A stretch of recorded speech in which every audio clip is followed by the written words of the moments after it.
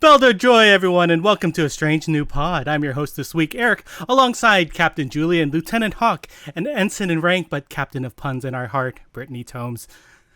How's it going, everyone? Good? You like my phaser?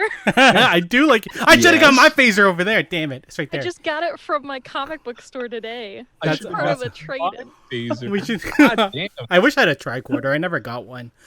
Anyway, glory to you and your houses. And glory to you in your house, sir. And hello to our collective watching via their view screens on twitch.tv/strangenewpod. Make sure you let us know what you're thinking in the chat. And Jakaya tre nu tola rem lapur ilanu kos lenar tanala tali nor. That sounded really nice. You probably called us a dilapidated chair. It's actually a prayer of thanks for all of the people that are coming and watching with us. Was it Bajoran? It is Bajoran, yeah. Nice. You know, because of something we're talking about later. Anywho, so for those catching us for the first time, A Strange New Pod is a Star Trek podcast birthed by the announcement of the upcoming Captain Pike series, Strange New Worlds. But until then, we gather on the internets to chat about what we love about Trek. So, like we do every episode, a big shout out to Sam Dillard and Samo Studios for our fantastic intro and outro music. Make sure you check them out on the web. And for those of you who would like to join the inner circle, we recently launched our Patreon program. Head on over to patreon.com/astrangenewpod to check out the awesome benefits you get for supporting us, anywhere from $1 to $5 a month, including bonus pods, drink recipes, stickers, the shirt off Julian's back, and much, much more. You can't have this when it's good luck. The Union just won 5-0. Yeah. I think we just got a new follow. Oh, sweet. Thank you. Thanks for following. Yeah, nice thing. So thank you to our awesome Patreons, Brittany Tomes, Simon Steger, Jeff Reeve, Mariah Gossett, Meg, and Bradley and Imani Williams. I can't believe you put Supposedly me on there. Well, you know what I do. I know what you do. I do what I do. And like we do every episode, we start off with the strange new loop. Woo! No. So in honor of this fantastic documentary that we are going to be talking about today, and because I am a fan of behind the scenes footage, I thought I'd throw to you. If you were able to have a documentary made about any aspect of Star Trek, what would it be about? Bonus question, what would you name it? Julian! I have an idea. Oh. Go, Julian. Go. No. Ensigns first, because they always have the best ideas. I give it to you. Okay, so my documentary would be called Deep Space 69, and it would be about every single... I was waiting for Julian to sit. It would be about every single double entendre and, like, sassy-ass Riker moment that's ever happened in the series. Ooh. We'd break it down episode by episode, scene by scene. Well, we should You'd be, like, in an open bathrobe, and then you'd have, like, Kirk oiled up.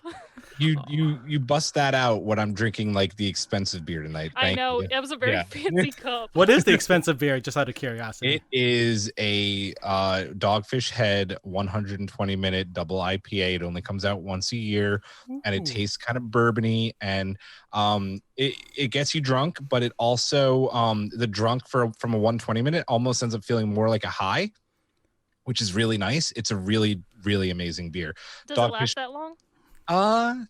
That's the length of the documentary, by the way. It was like 120 minutes. No, they're a local to us in by PA, a Delaware brewery, pretty big. I don't know if you guys probably get Dogfish imported in Canada. I would assume. No. Maybe. I don't recall. I'll check the next time I'm at the Dogfish beer makes store. Me think of like the really radioactive fish from like The Simpsons. I'm just like, there shouldn't be a dog with a fish head. Just so you know, Brittany, Gloria Zarafa says I'd watch that. Yeah, I was just gonna say that. I just wanted to make a joke and make Julian spit out his beer. Like it just came to me now. This is the way. Oh, came to me now. Yeah, makes me think of Dog River from Corner Gas. Yeah. So mine would be a documentary on transwarp travel, its failings, its future, and where it's going. And it would be titled, "Good Morning, Captain, the Failures and Future of Transwarp Drive," featuring the USS Excelsior. Poor I thought it would be like, coming next Tuesday. Coming next Tuesday. That's also the name of chapter 2. These are like the Academy Awards. The nominees for best documentary are coming next Tuesday. Deep Space 69. Here comes the serious. Yeah, no, this won't be that serious. Hawks No, for me, there would have to be. I don't know if they've ever done an in-depth documentary about TNG and that, but I'd really love to go see how the process got started to bring Star Trek back to television. I'd love to see some of the casting tapes. Maybe they still exist, maybe they don't. When they try to put a wig on Picard. Yes, Like, and make him speak with a French accent too. Oh man, that must have been an amazing casting. Jean, look out for that asteroid, Captain. I will say, Hawk, if you own the remastered Blu-rays, they have a lot of in-depth documentaries on there. But obviously not a movie in a full length. But if you go disc to disc, it's hours and hours and hours of behind the scenes. Hawk, what would you call it? Oh, I'm glad you asked that, Brittany. I would call it Star Trek: The Greatest Generation. Oh, I like that. I was gonna call it the next documentary. Ooh. I like both of them. TND, TNG, TND. Rob, Digi1701 from our Discord collective is joining our Twitch to watch for the first time. So welcome, Rob. Did we talk about our Discord? No, we did not. It's awesome. We have a Discord, and there will probably be a link somewhere down below in the Twitch. So you should definitely join it. All right. A lot of fun. It is. It's also a lot of hilarity and drinking, apparently. Yes. For me, let's see. What would I do? I'm sure you guys would assume that I do a documentary on Archer and the Enterprise, but I would not actually do that. Although I sort of want to, but I think I would do I would love a documentary, bring all the head writers and just do a hypothetical about the Enterprises that we don't see. So the Enterprise F to I, because we see the J. Unfortunately, we see the J in Enterprise. Is that the name? The Unfortunate Enterprise or the Unseen Enterprise? I was gonna call your idea Teta Trek, Teta-a-tete. I like that. Head-to-head, but with a Trek in there. I like it. Do you think, just going off topic real quick, do you guys think that we're gonna see an Enterprise in Discovery? I mean, why not? Sprinkle it in there. I don't care. I sort of don't want to, but I sort of do. I imagine it would be some kind of, relic. I would love a derelict version of the Enterprise. Yeah. Can you imagine actually finding that in that I would expansive space? My shit. I think it would be amazing. But I live for that nostalgic shit. I'll take it. And just because, let it be the Enterprise J, because no one wants to see that ship living. No, that's true. It's so fucking so ugly. Huh. Any thoughts out there in Twitch? Do you guys have any documentaries you would love to make? Write us into the comments. Write us in the comments, and then we will talk about it on air. So before we continue, no, God damn it, Hawk. If you were to name a documentary series about Enterprise, and that would it be called "It's Been a Long Road"? Yes, it would be. Hawk. It 100% would. Put the soundbite in, but I will put it in post. Yep, it's gonna happen. You got an answer, Eric. We do have a Twitch doc comment from Rob, and he says, "Good idea too. I'd like a deep dive doc into Phase 2 and Planet of the Gods and all those batshit crazy TOS revival ideas Roddenberry had in the 70s. Lol. Oh my God, Coke is a wonderful thing. Can I tell you my serious documentary idea? Yeah, for sure. It'd be an entire documentary about the life and exploits of Jadzia Dax. I didn't see that coming. And it would be called Not at all. Jadzia Later. Bloody hell. That's one of the new ones. That's also I like a it. joke. I like. It would also be cool if you called it "Do It for Her." Just have that picture as the Do it for her. as the titles. I'm sure the Simpsons wouldn't be mad about that at all. Oh yeah, I have so many versions of this for different people. I have so many backgrounds. You guys don't even know. We know. Could you call it "A View to a Trill"? Yes. Oh. Fun fact. Okay. Done, Hawk. I love James Bond movies, and my favorite part of them is the opening song and scene. Like, it makes or breaks the film for me. Mm-hmm. And View to a Kill, I was obsessed with that as a kid because I thought that glowing neon like paint was cool while they're like, skiing and stuff. So I love that on like 2 levels. Thank you. Saw that in the theater. Right? I didn't. I was not. Hawk aged himself. Oh my god. I was not old enough to see that in theaters. I'm just I don't gonna know keep if I using was. that background. You were, Hawk. You were. Can I offer you an egg in this trying time? All right. Whew. It's Scene. magic. So, this episode, we take a look back at the 2018 documentary, What We Left Behind, looking back at Star Trek Deep Space Nine. If you're wondering why I'm looking over that way instead of over to you in the camera, it's because my notes are on a different screen. Anyway, I'm not ignoring you, Twitch. I do love you. So, to commemorate 25 years of Star Trek Deep Space Nine, they did an exploration of the series' legacy. The documentary showcases full interviews as well as behind-the-scenes stories with the original team and actors. Small summary. So, Ira Stephen Bear didn't want this documentary to just be this Talking Heads documentary. He talks about this at the beginning of the documentary. So he wanted to create something special. So he brought back some of the biggest writers of DS9 to craft the first episode of their fictional Season 8 of Deep Space Nine. And we will discuss that right at the end because it is the framing. It is the framing device of this. That's when you just want to smile and nog. Smile and nog. I think for one they didn't have a leg to stand on, but I'll save that for later. Right when he was checking. I'm pretty defiant about my stance on. I want to know what the hell is going on. Ooh. Oh, I love that we're having Cisco. That's great. I request an archer. I'm sure there's nothing really good of him to use, but just the dog or something. At the comic shop today, customers were talking to me about Deep Space Nine, and I couldn't handle it. I'm ready. Because this documentary is so well done and it touches upon so many themes and specific topics, it would be a disservice to you guys out there listening or watching us talk about this. If we discuss every single thing, you lose nuance when you don't hear it from the original people, the original writers, and the original actors. So if you like what we discuss this episode, please check out the documentary. It is on Prime, I believe, in the States. Yep. And in Canada, you can buy it because it's not on any streaming service, but it's on Amazon. So definitely check it out. We are going to explore some of the bigger themes of the documentary. And here we go. Oh, before we begin, and you happen to have gotten this far in the episode and you don't know what Deep Space Nine is, here's the Cliff Notes version. Deep Space Nine started in 1993 and ran for 7 seasons.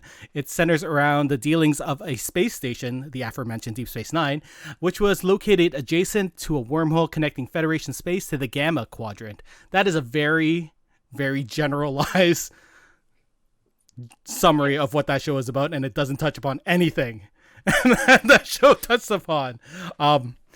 So I know we like to talk about teasers, and this documentary definitely started with 2 of the most mind-boggling ones that I had ever seen. So we first start off with a jazz song, and we know that jazz is such an important part of Deep Space Nine. But then we cut to Garrick, the actor who played Garrick, showcasing a 4K restoration of one of the best battles from Deep Space Nine. What did you think of this teaser of this documentary, the beginning teaser? You guys know, right? Like that the internet is just I'm not going to call it a cesspool because everybody wants it. It is a just explosion of constant tweets and posts about where is the Deep Space Nine HD restoration. Yeah, HD Space Nine. We want it. Now, this is a lot easier said than done because Deep Space Nine was shot on VHS. So, right? Erik? It was filmed on digital. On digital tape. So the resolution they got there is what you can get. So it would be them literally cleaning every single frame. Whereas if it was film, they could re-scan the film, which they've done with many older films, and just do a 4K or 8K scan. Now, having said that, it's not impossibly done. We can see what's happening with AI. It's incredible. It's amazing. Do I think that they can do it? And do I think that they will do it? Yes, but this was such a to lack for a better term, cock tease. I want the whole thing in 4K because it's so beautiful. And dude, of course, like the final battle of DS9, they tease us with that. Like, come on. I mean, I think it was more of a cockpit tease because you're seeing things from the ship perspective, but I get it. Sure. Julian's so done. Shut up, Wesley. Yeah. But I want to say Deep Space Nine is one of my favorite Star Treks because it has everything you need: a wormhole and a whole worm. Face. I want a gif of his face. Oh my god. Internet. I'm done now. Huck? The intro was really great. That space battle, it was probably, as far as like the television universe, like you couldn't have gotten much better in Star Trek. Although my favorite part at the beginning of this was probably them reading some of the comments from fans. Oh, we're talking about that. Don't worry. We talk about that in the... Oh, yeah. Damn, Hawk, did you not read the outline? I don't think I still anyone wait for read It's so long. I'm sorry. I'm still waiting for permission. I just love Deep Space Nine. So, and here's Quark and his brother behind me. Like, yeah. I would love to see the 4K restoration. It's going to be hard for them to do it. I know. I don't know if Paramount still thinks of it as a not profitable series, but like just look at the fan, like this documentary was special because they talked to not just the people behind the scenes and not just the cast, but they also talked to fans and prominent people in the community, like podcasters. Yeah. And they talked about the influence that Deep Space Nine had on them, specifically Deep Space Nine, because of what we're going to be talking about, the character-driven narratives and whatnot. As for the 4K, damn, Ira spent a lot of money on doing that for this, just for this, and props to him because I want to see it now. And they even cleaned up just the footage. Like anytime they showed footage from the show, it was pretty much cleaned up, and it was the nicest you could see, and it made me really sad and happy at the same time. So happy and sad. It's just, I mean, you see what some of the fans out there have been doing with the AI stuff too, right? And it's just, they could do it. They could do it. It'll cost money, but I mean, they should do it. People will buy it. People will spend the money for it. I'd give them my money to do that. Yeah, they have the same issue with Voyager, right? Like Voyager was also filmed on digital tape, so they can't. Sorry, I just saw Brittany's in the background. So if you watch it on Netflix, it's just like, oh Lord. And then I sent you guys a link of someone who's just taking AI and cleaning it all up, and damn, so nice. Anyway, let's move on to our first topic of the documentary, and it's something that I can't really speak on, but I hope Brittany is going to be able to touch upon, because they talked about serious-driven, complex women on the show, and the cast and crew. They first talked to the fans, and they were talking about how Deep Space Nine was really the first show on TV that had a wide spectrum of female personalities, with beautifully written feminism and equality. Like the Kira was written not, and it didn't read like a woman on page, and that's what Nana loved about that character. And it wasn't just the main cast. It wasn't just Kira, Jadzia, Ezri. It was also the wide secondary cast of female characters that they had on the show. And it wasn't just a handful. There was like 18 of plus secondary characters. And look at Cassidy Yates, and look at I can't believe I'm forgetting her name, but Nog's eventual wife. I'm not Nog. Rom's eventual wife, the Dabo girl. Lita. Yeah, Lita, played by Chase Masterson. Yeah, I remember the actor, not the character name, which I feel horrible about. So much. Yes, the idea of representation was really a main focus in this documentary, and looking at how they represented women. I can't speak to it, but Brittany, maybe you could say what it felt like watching this show. Yeah, Deep Space Nine continues to be like, it's so hard for me because I'm watching a lot of other Trek at the same time right now, and I love all Trek, so I don't know if I could ever really choose, but Deep Space Nine is always one of those shows that, like, it feels like home to me, the way that the space station or the promenade, like they mentioned in the documentary, feels like home, because and all the characters are amazing. The female characters especially, it's so refreshing as a woman to see a character who's so unashamed in, like, her drive and her goals, like Kira. And she is a very complicated character. Like, you they mentioned in the documentary, like, yes, she's starts as a freedom fighter fighting in the Bajoran resistance, trying to stop the occupation on her world, and basically is dealing with space Nazis. But you learn about some of the things she's done, and she walks that line of being like, she was a terrorist too, and like that was all the themes are so heavy for their time. And then you have Jadzia Dax, who's this like brilliant science officer, and she also walks that line between like, what does it really mean to have these like ideas of gender and sexuality, and like, I've lived so many lifetimes where I was, a man and then a woman and vice versa, and I've dealt with all this. And even expanding from the main cast, like, you have characters you love and the characters you absolutely despise, like Kai win. Okay, you Kai win or you Kai lose with these characters, and most of the time with Deep Space Nine, you Kai win. Anyway, you just see in the documentary, even like the little girls are dressed as these characters. You have older women that talk about how it inspired them to, pursue things in their careers, or not be ashamed to ask for more, to want more, and to actually have a drive, and to be unapologetic about the way that they carry themselves or the way that they present themselves, whether it's gender or in the workplace or whatever is important to them. So I really enjoyed that part of the documentary, and I agree. Anybody could watch the show now, and the show holds up because the female characters still feel progressive. Like, that's such a weird thing to say, but like, I was a child when the show happened, and I can watch it now, and I'm still like, wow, I love and look up to Kira. I love and look up to Jadzia. So it's an amazing feeling, I think. One of my favorite people that they interview in this documentary is like a 10-year-old girl, and she talks about how strong the women are on screen, like what she thought about the storylines, and it was so refreshing to see someone so young pull these themes out of a show that is still teaching us many things. Like, there's so many themes that we're going to get into, but do you think that this show, because of how popular the female characters were, do you think that it led towards having a female captain in Voyager? I definitely think it contributed. I know that a lot of those shows in the 90s were like kind of coming out at the same time, or like maybe had ideas in production around the same time. So I can't say I wasn't working on the shows to be like, oh, this definitely inspired it. But I think it definitely helped. So if the network was already looking towards, oh, we kind of want to push for a female captain now, like, it's working that we got a black captain, like, that's awesome. Let's see if we can push a little further.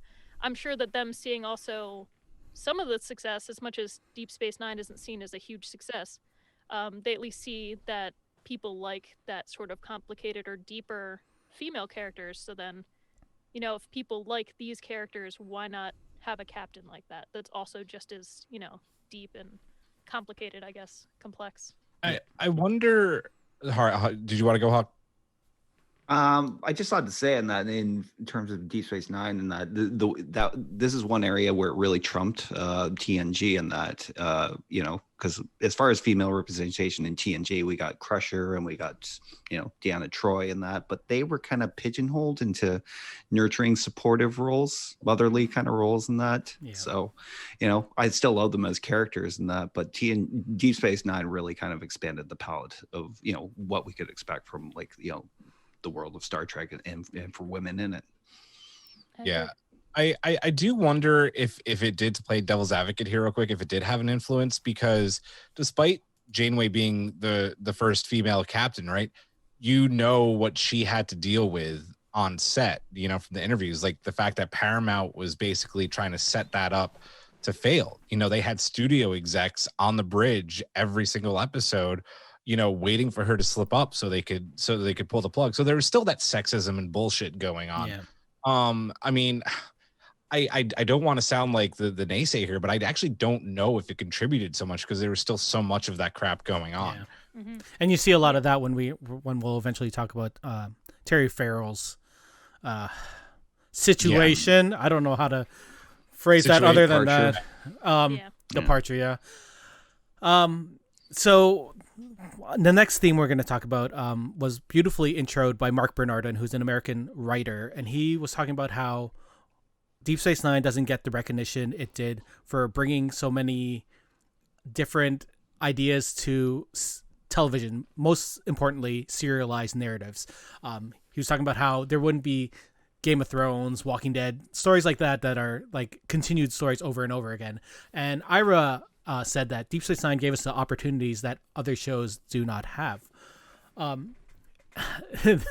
There's a lot about this because Paramount was very adamant on not having episodic television, or at least not having serialized television. The framework back then was episodic because of syndication.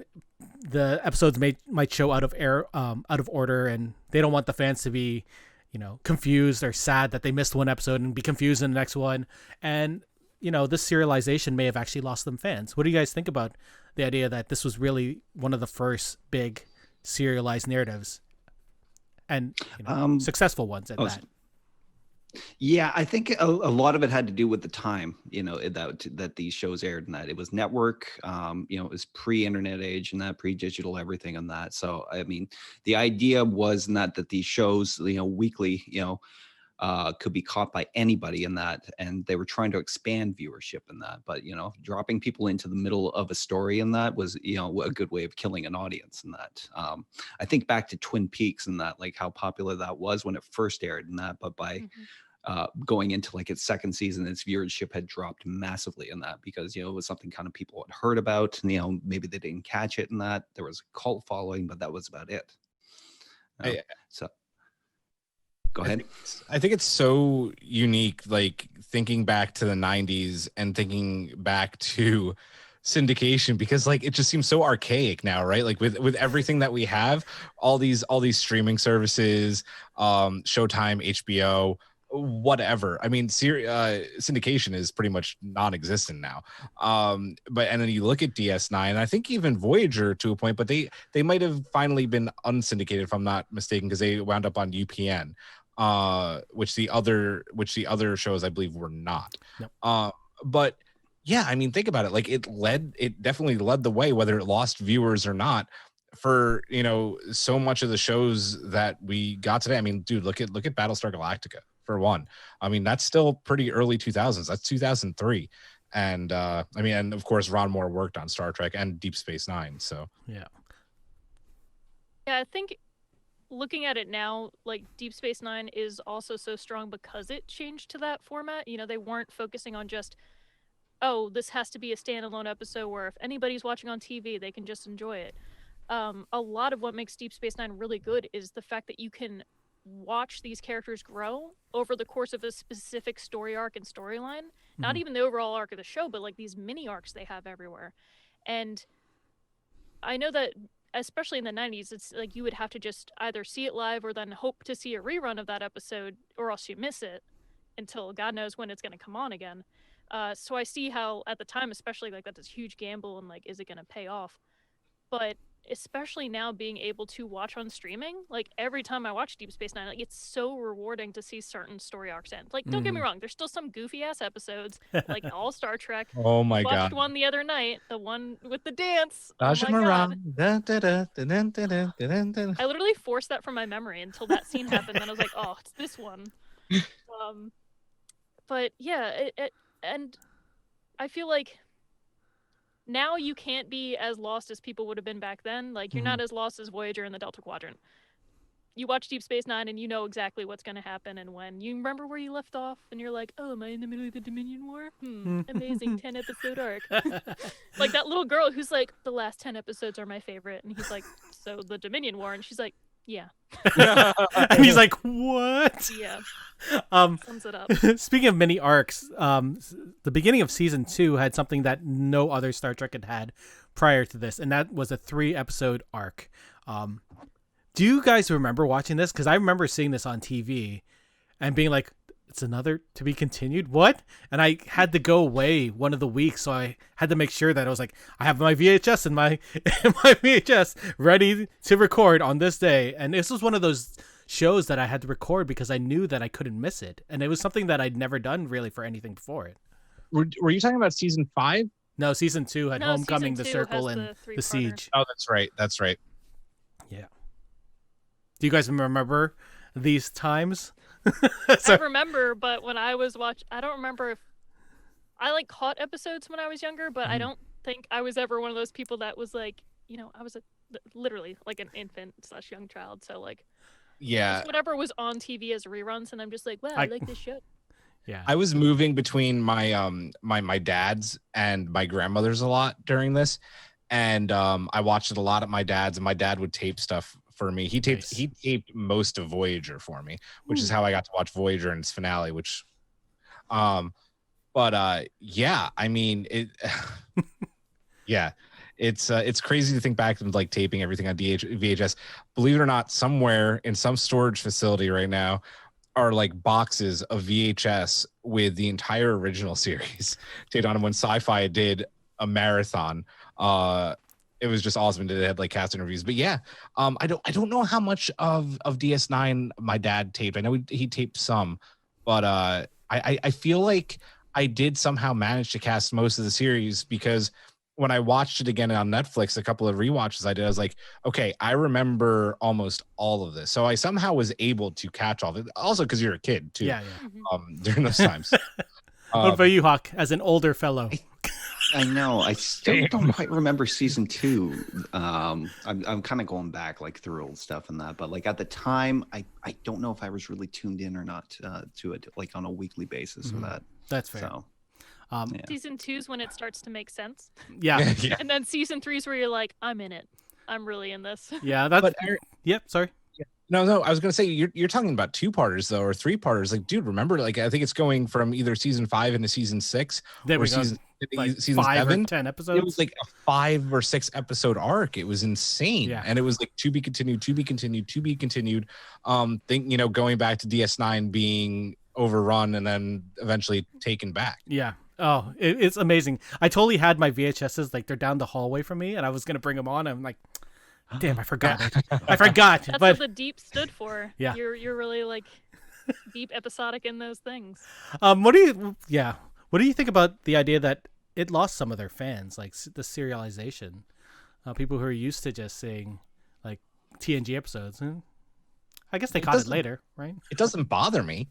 Yeah. Because look at all the people that have nothing but these amazing things to say about Deep Space Nine now. You, like Hawk said, there's no TNG documentary, there's no Voyager documentary, there's What We Left Behind, there is a DS9 documentary. This show is incredibly special to people. So whether it lost fans or not, I don't think is much of a point, because obviously so many Star Trek fans are huge. Like, consider Deep Space Nine maybe the best Star Trek series, maybe. I would agree with you. It is the best one. I would say it grew into probably the best Star Trek series. Fair. And that I do remember back in high school after the premiere episode, I think the next day I was in class, and there was this other kid, his name is Brett, and he was a TNG fan like through and through, and I was like, did you catch it? What'd you think? And he's like, you know what? I think it lost me in that. He's like, and he said, you know what it was? He's like, it's the theme music. I just couldn't get into it. Yeah. What? That's like such a good part. Like, it's so relaxing. Every time I watch it, I'm like, yes, I will watch another episode. You know what? And I'm not going to skip the intro, unlike it's been a long road getting from there to here. You don't skip any Star Trek. It's funny because when they talked about the teaser of their season 8 episode 1 before this moment, and there's a portion, we'll talk about it later, but where they just played like the hint of the theme, and I started getting teary-eyed when I heard it. I was like, oh god, don't cry at this animatic. And I did. I cried like 5 times watching the documentary, and I was like, this is embarrassing. No, it's not. It's not. It's a good one. So speaking of the fan reaction, this section is called "To Boldly Go," and a big aspect of the show was the idea that it was not the show where they boldly go into space. And a lot of fans had issues with this. And like Hawk had said earlier, one of the greatest things in the documentary is the cast and crew reading fan mail sent to them. Mail, circa 90s. I know. Bad. It was as bad as it is on Twitter now. And imagine having to sit there, type it out, print it off, fold it, mail it somewhere, pay for that postage, and then hoping for a response. Write it by hand in crayon while you're crying your TNG tears. Oh, I know. So- Like the FBI put that down as like, you know, a sign of like a dangerous personality back in the case, that they'd actually go through that effort. Yeah, right. So instead of this boldly outward, boldly into space idea, they actually boldly went inwards. Instead, we got a journey into the characters and a journey inside the characters. There you go. And they started talking about to the writers, and the writers would write plot that existed in service to the characters. So any plot that was written had to explain and explore character depths. And one of the writers said to not be afraid to empty the pocket, which meant to go deep beneath the character to explore something that people would not expect. And this is one of those shows where you learn more and you feel more for the characters than any of the other Star Trek characters. I'll tell you what, I'm feeling that right as we're doing our rewatch with Aaron right now. Julian Bashir was a sleazy fucking bastard in that first season, man. And you forget about that because he kind of becomes a good guy like later on, but god He becomes damn, like a different man. sleazeball. Yeah. Yeah. And I mean, we all started tearing up when we remembered that Jake taught Nog how to read. Oh yeah. So yeah, they weren't afraid to go that deep with their characters, and you know, it wasn't a Miss Jake. Miss Jake. Oh damn, that's great. Like It really Kira'd about everybody. Speaking of Kira, and we talked about her being a terrorist at first, like the idea of perspective on this, like they did this in BSG, but Ronald Moore really started in DS9 with Kira. Like the example they use is the British and George Washington. Like to the Americans, George Washington is a hero, but to the British, he's a terrorist, right? And that's sort of what they wanted to bring with Kira. Like that's an interesting thing, and having her, they brought about the idea of how would they play this after the events of 9/11 and whether this would work now. What do you guys think about that idea? It was kind of fascinating, like, you know, because hers was such a deep dive into a character, and that she was a terrorist. She's, you know, this kind of liaison officer now. It's still there in her past and that. And there was a number of episodes that really kind of forced her to, explore that past and confront it. And that, you know, she was deeply sympathetic in that. I guess it's so fascinating that this was all like, you know, after the events of 9/11, and that the whole kind of paradigm of writing a terrorist on screen completely changed. In that, you know, instead of like getting into a deep dive into a character, and that, you know, we just got a paradigm of the other. You know? Yeah. Well, It's like it they're went too off. afraid to make sympathetic characters in that way. Even though, like, you know, MCU and different things now will try to always make the villain like sympathetic to some extent. Like, it's like they distance themselves very hard from being like, you know, there can't be this much gray area. Like, it has to be black and white again. But what makes Kira so interesting is that, like, as much as we call her a freedom fighter because what she did was for the good of her own people, like, she has zero remorse when it comes to a lot of the things she did. Like, they show in the documentary when the guy shows his burned face and he's like, you did this to me and you don't even know who I am. She's like, and I'd do it again to save my people. You know how many of my people you killed? Like, she is unapologetic. Like, she is driven to the point where, you know, you could argue that, yeah, she is a terrorist in many sense because she doesn't see what she did as wrong either. And that's why it's so important, because she grows throughout the series to finally let go of a lot of that anger and hatred that she has.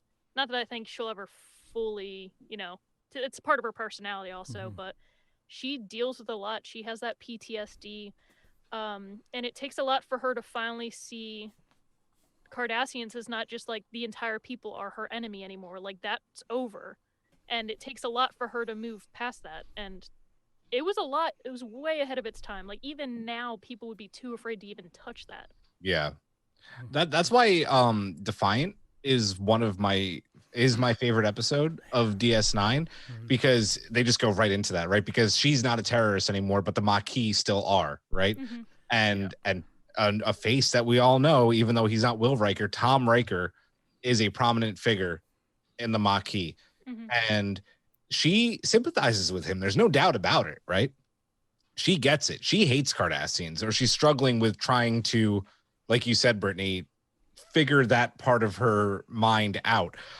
But the fact that when he's attacking these Cardassian ships and has this giant plan, and Tom is talking to her about, you know, killing all these people, and if it's right or wrong, I think Thomas Riker says something along those lines, like, you know all about this. Like, you were a freedom fighter, you were a terrorist. She goes, I guess we're a different type of terrorist. Mm-hmm. And just like the theme of that, and the fact that at the end, after being kidnapped, being so sympathetic that after he has to, go to the Cardassian gulag, when probably never come back, she's like, we'll find a way to get you out of there, which is extremely unlikely. But the fact that she still has those sympathies is just such an amazing thing. And I think it's right. Like, sympathies towards terrorism, 9/11, touchy. Yeah.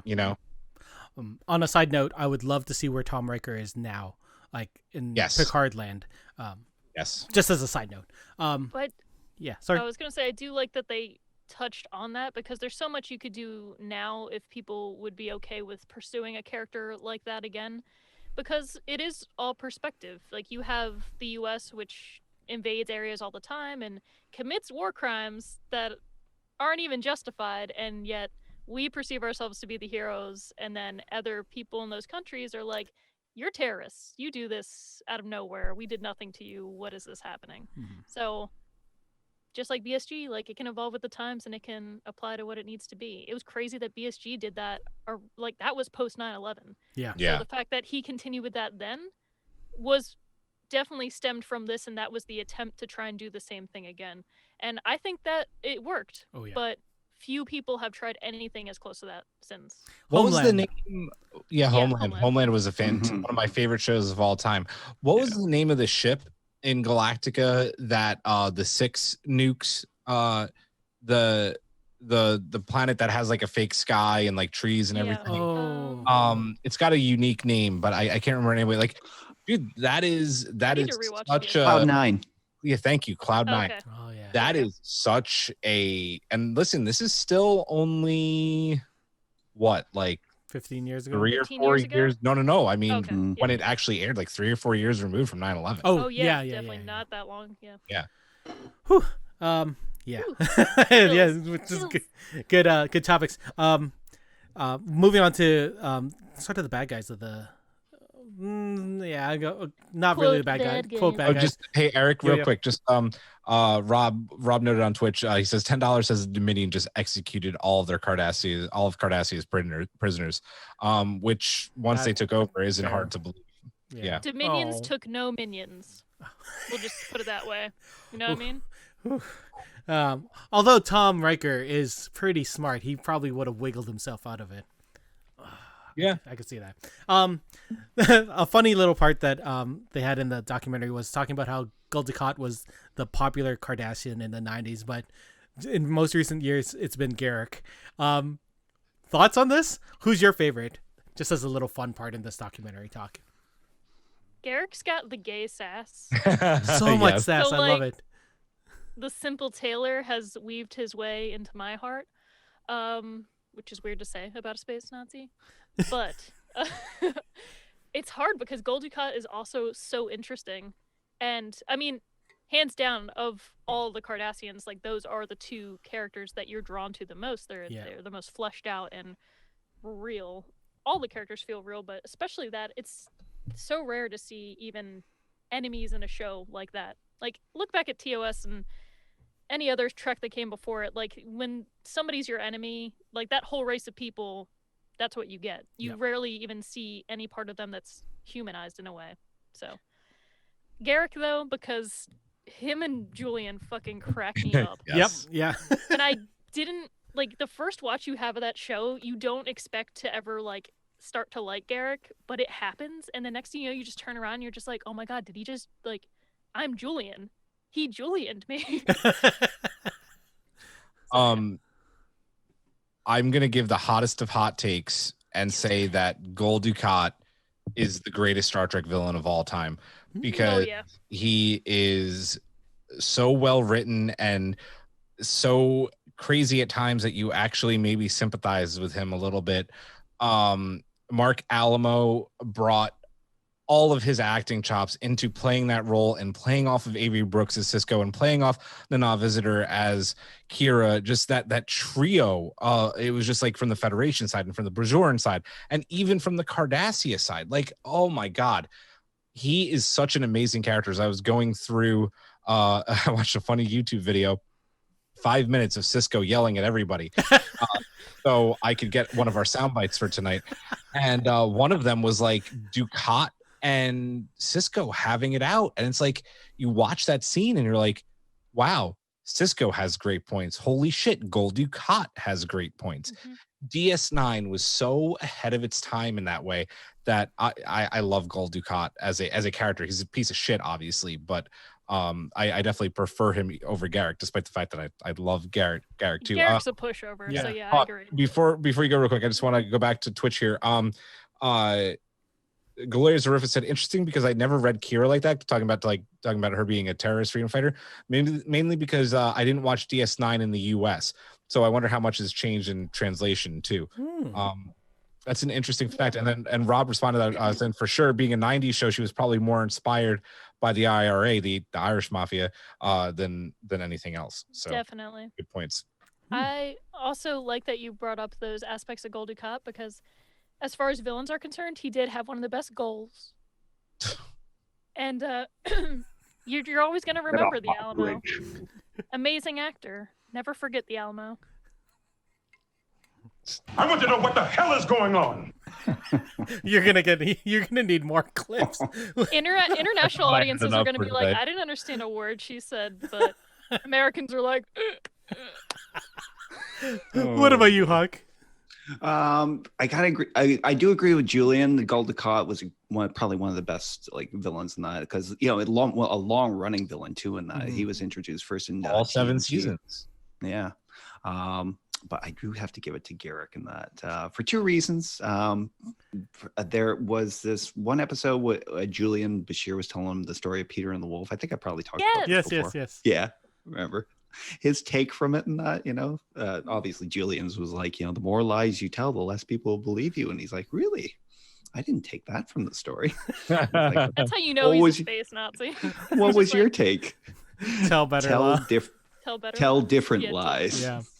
That and Andy Robinson, great character actor in that, and it's like for this role, like this is the role he's gonna be remembered for in that, but like a long time coming in that. If any of you guys remember the original Dirty Harry movie in that, he was one cast as Scorpio. Oh, nice. Was he? And that was back in back in like 73, I think. Good Lord. Yeah, he was one. Yeah, man, that was a long road.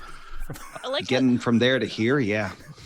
I like how all this is such perspective too. Like they mentioned that if you're somewhere else watching the show, like how you perceive characters can be different because it all stems from our history and experiences. So I get how Kira, like I would be a Kira if that happened. Like, and I dealt with that. Like I would 100% be like, I don't care. I'm killing all these people. Like they did these horrible things, whatever. Mm-hmm. But as an outsider watching a show, I can critique and be like, well, technically, morally, like. Julian, did you want to do the Twitter from NY? Oh, yeah. So NY Rowlight joined us and he's saying late to the party, and I can't forgive Gul Dukat for killing Jadzia. So, no. I mean, no, you can't. Why do you think I picked Garrick? Make him any less of an amazing character, but yeah, it's horrible. And the fact that it wasn't done for the right reasons, and I think we're obviously going to be talking about that very soon. Unfortunately. It's okay, it's okay. I'm going to go with Garrick. I just love the mystery behind him, and it's always just a mystery, continual, the whole way through. It's a thread you pull on. Yeah. Taylor stuff. I love that they brought back a lot of the extended family of the cast because so many people were on the show and there was so much importance brought to these secondary. It's hard to say secondary because they don't feel secondary, right? They always feel like part of the family. That's why I think Jeffrey Combs was calling them the extended family. They're part of the company, which is an amazing thing to say as an actor. And the writers said that the way that you could tell that they liked you was that they kept bringing you back. Jeffrey Combs died in one of his first episodes, and they kept on bringing him back because Jeffrey Combs is amazing. What do you guys think of the extended family? He can comb back. That's fine. I mean, Eric, you hit it on the head, right? Like the DS9 extended family was just as much a part as the regular cast, the main, lead cast. They might as well have been in the opening credits because without them, DS9 isn't DS9. You talk about Rom, you talk about Lita, you talk about Vic Fontana. As much as I'm not a huge fan, you talk about Ducat. I could go on and on and on. Cassidy Yates. Later on during the Dominion War, when you get to you don't only get to meet, you get to know some of these Starfleet admirals and their relationships with Cisco. I mean, talk about just they need to write a Star Trek encyclopedia for DS9 alone.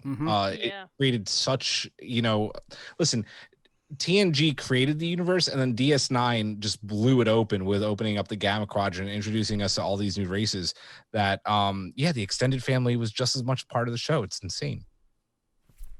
Yeah. I mean, we were just talking about 2 extended characters in the last segment, and we had a lot to say. So, like, even with Garrick, like, yeah, he pushes your buttons. Yeah, he always has something up his sleeve. And, he isn't what he seems. But shut up, Wesley. How long were you thinking about that one?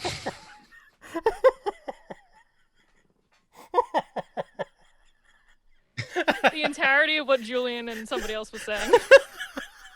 My ADHD brain was like, close, say the close, and I was like,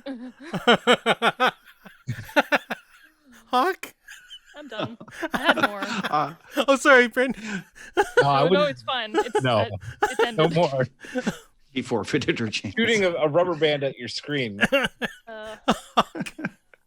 I guess TNG and DS9 were great as far as they're the extended family and that, because like minor characters ended up getting elevated through both series and that, look at O'Brien and that, on TNG and that, I think he started out as a security guard and then transporter guy and that, and eventually he was almost as regular as anybody else on the show. Then they shipped him off. Lower Decks, he became the most important person in all the universe. So exactly, he's really making it work.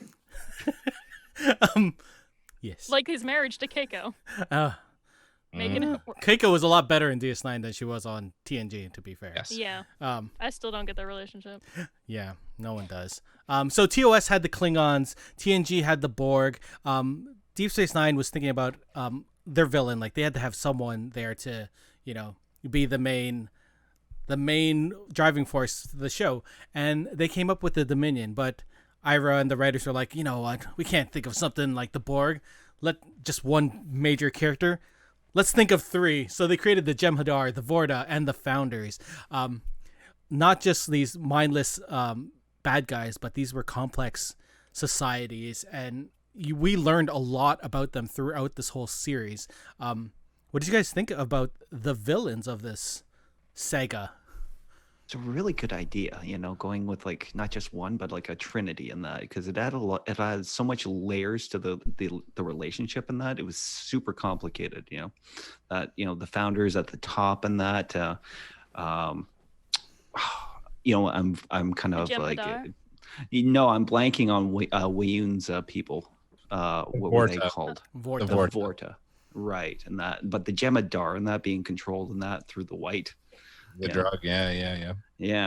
It was probably the most fascinating villain to come out of Star Trek in ages. So, what was so great about the Dominion was that, and I know we're going to talk about it next, but bringing in all 3 of these this group that created the Dominion, it was the first time that you maybe thought the Federation wasn't going to make it through things, right? And that's what made them so unique as villains.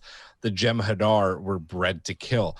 The Vorta were not bred, but they became fiercely loyal to the Founders. The Founders could infiltrate Starfleet, like you're talking about like the Cold War and like Russia and all sorts of infiltration. It's insane. And the Dominion, I was just saying how Totally lost my train of thought. Gul Dukat was the greatest villain that Star Trek has ever had. The Dominion are probably the greatest villains that Star Trek has ever had.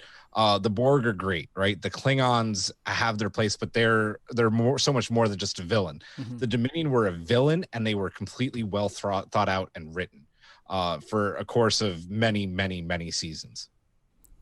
I agree. I think it was an excellent choice to like kind of distance themselves from that one race thinking or one group of people thinking of being an enemy, because it's just so outdated. And like the idea of creating this holy trinity to fight the prophets was just like a cool duality. And it's also interesting because like you have Odo's connected to the founders in a way, but is different from them. So it was cool to see that pull happening and that tension. And then you have like the Jem'Hadar, which, I mean, they even show in their little like, ooh, we're gonna make this 8th season. We're gonna have the Bajorans involved and trying to bring them on board. And On board? It's just, yeah, on board. Wait, if you get the Jem'Hadar to join your army, are you a Gem herder? Anyway, I used to say Jem'Hadar around my house all the time when I was watching Deep Space Nine. Like, I would just be doing stuff and I make so many Jem'Hadar jokes. Like, this is the next Jem'Haration. And, anyway, I love Deep Space Nine. But I think it's so interesting to have all these different groups work together. Because that's what the Federation is, right? All these different people working together for a common goal. And then you have this evil group, well, not even necessarily evil, like all of it's gray area, whatever. But you have this, you know, force that they're fighting, their enemies that are also the same thing. They're 3 different groups working together for a common goal.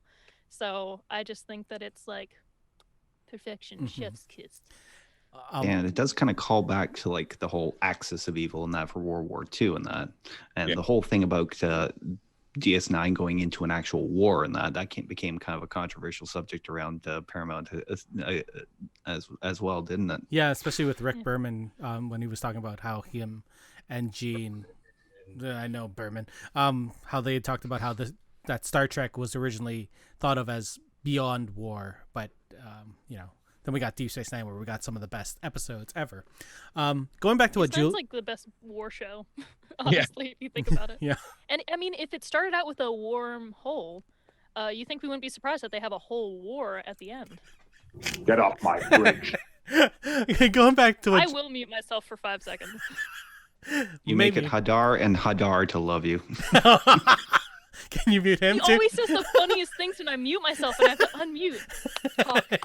Coming in clutch.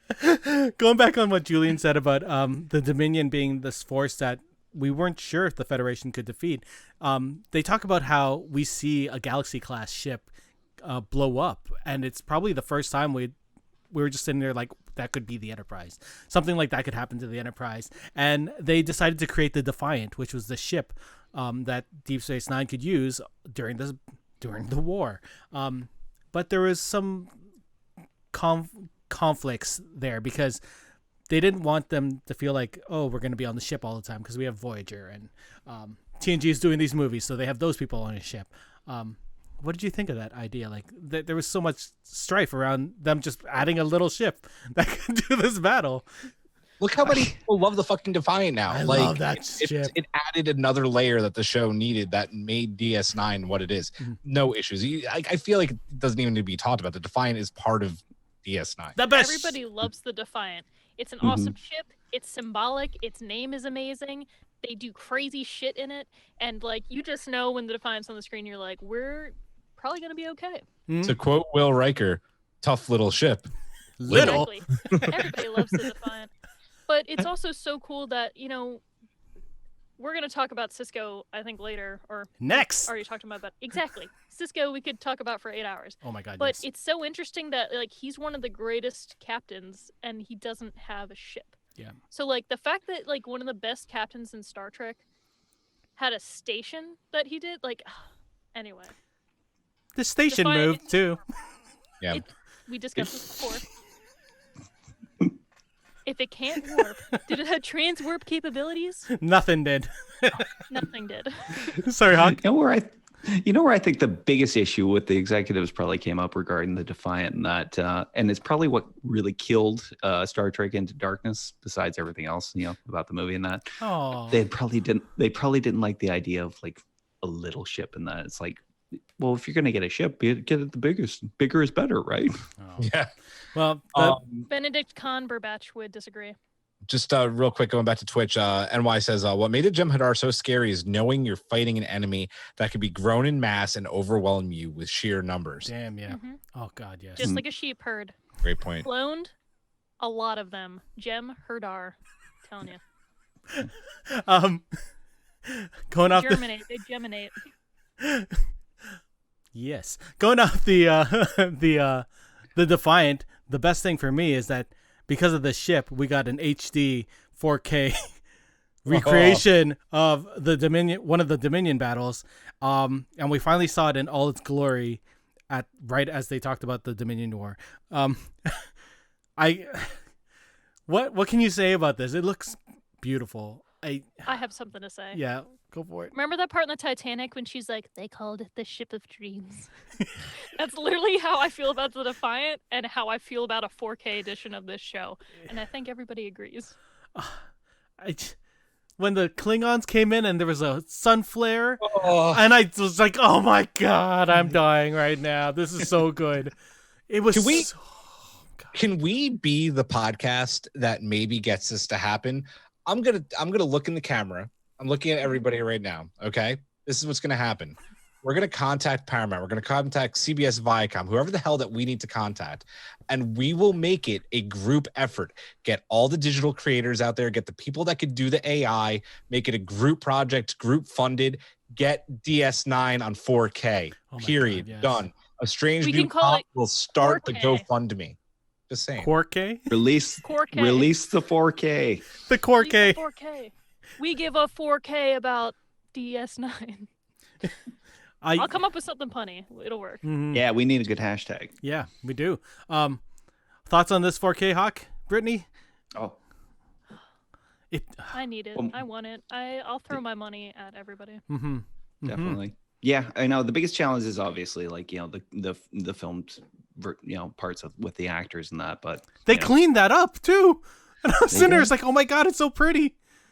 I Yeah, actually so played the episode on my 1080p monitor on Netflix, and then I played the 4K version on my 4K monitor, and I had it side by side, and I was crying. How sad the Netflix version looked. Ah, God. I'm ready. Glorious Rafa says, I can go live in a tent in front of the Paramount. So, Well, here we go. We're gonna Paramount the biggest effort you've ever seen. Damn straight. Calm down, kids. Just kidding. Don't. We'll Don't come calm up down with at a hashtag. It'll happen. will. It'll happen. Now let's go to probably one of my favorite parts of the documentary, and it's the relationship between Jake Sisko and Benjamin Sisko. And it really was one of the core concepts of the show, and it made it really unique. Like, we had seen a mother-son sort of relationship with Beverly and Wesley on TNG, but that Vaguely. It was like the LaCroix of familial relationship. it really was. Ira, at the beginning of this section, talked about how they were watching a CNN program about the 90s, and they were talking about how there were no TV shows except for what was the show they mentioned? Homicide. Homicide. Life on the Streets. Where they'd occasionally have a scene with just black actors. And he's sitting there like, we've been doing black actor scenes since 1993. And they talked about how important it was to have a black family on TV and a strong black father and a role model for all fathers, and how the bond between Avery and Derek Lofton. was so strong both on screen that it also translated in life, and he used to take him to ball games and he would introduce him to people as his son. What did you think of this relationship? I know as a person of color, it was nice seeing a family on screen, because I can't think of a Asian family on screen in that time period. And it's just happened in the last, I think, 10, 15 years that I've seen one. But to see this strong family and to see a family that's going through mourning at the same time. Like it starts off with a death, and like how strong he was as a father through that time period. It's incredible. This is one of the reasons that DS9. I know the series resonates with Brittany a lot too. This is the reason that why DS9 is a major part of my childhood, and I have hardcore daddy issues. Let's just make a long story short. But I lost my mom at a young age too, so getting to see Jake and being fathered and fathered well on DS9 was inspirational to me. Like Star Trek is always about about inspiration, and the fact that they treated this in like a very un-sci-fi way is that he was doing the best he could at his day job while also trying to be the best possible dad to his son. It was amazing, and it was like this is absolute unconditional love that Ben had for Jake, which and especially it being a black father and son in the 90s is just a huge deal, because I know you have it in the notes here. The LA riots were happening then, so I think it was important for people to see that on screen. It was a really big deal, and I'm sure it was a big deal. You talk to people at conventions, like Star Trek saved my life, Star Trek really helped me through these hard times. Like Star Trek saved my life in a lot of ways, a lot because of this, because I had a really hard family situation, and seeing this was, made me feel good. Dang, man, I'm like tearing up. Sorry. What made it also more special for me, or at least I'm sure for everyone, is that Benjamin Sisko wasn't the perfect father, right? You could see like there are comedies where they have like a father figure who's trying his best, but he's always doing his best. Benjamin Sisko was flawed, and just like it felt so real. Sure, it's set 400 years in the future, but it felt like a real relationship. And yeah, exactly. Yeah. You can go ahead. Yeah, like I said, it was interesting. They compared, the comparison with Homicide and that, because that's such a bleak. It's a good show, but it's such a bleak show in that. Now, I think the highlight of their relationship in that, and what made it kind of different, was basically the way, like, he was able to express affection in that to his son, without hesitation in that, like I obviously know nothing about growing up black in America and that, but I know there is like a need to have your black American. Nope.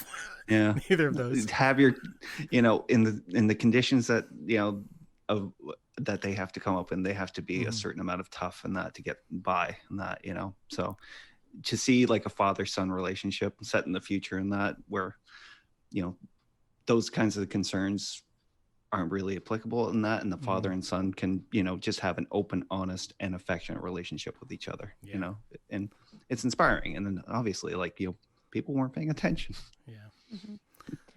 Benjamin Sisko goes down as always on my list. Julian and I will discuss this for our other podcast, Everything is Permitted. For Father's Day, we went through all of our favorite TV and film dads, or pop culture dads per se, and we both came in number one on our list, Benjamin Sisko from Deep Space Nine. And he's someone that every time you see a list online of like best Father Day he's never on there. It's just unless it's like a specific like TV specific one where they then will list him on there. But he is hands down the best sci-fi dad and the best TV dad we've ever seen. And I take into account a lot of different things. Like you can check out my list in the episode on our other show where we go through a deep dive for it. But the relationship he has with his son, the fact that like he loses his wife, Picard. Anyway, and then it's during his son's like such formative years for him.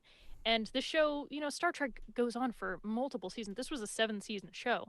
So this young actor also grew up on the show, and you can feel not only as their characters that bond that they have, the father-son bond, but like you said from the documentary, it extends to the actors themselves.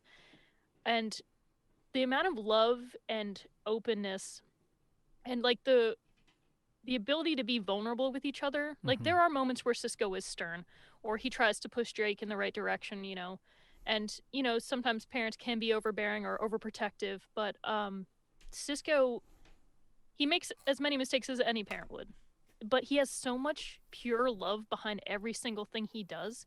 Even in the episode, since we're doing the rewatch of season 1, I mean, it's apparent from the very first episode, but when Nog and Jake are going through struggles in their friendship, and it's revolving around school and, Ferengis and the humans just being so different, and he's trying to give him this advice. By the end of it, he realizes, like, oh, this is who my son is. I see, like, the person he is. I see what this friendship means. And he fully supports it and loves his son. So, man, you could just watch Deep Space Nine and just follow their relationship, and it would be a show about a father and son. Yeah. And Brittany, that's a great point, and Mag brings that up too, because you said that he makes a lot of mistakes, right?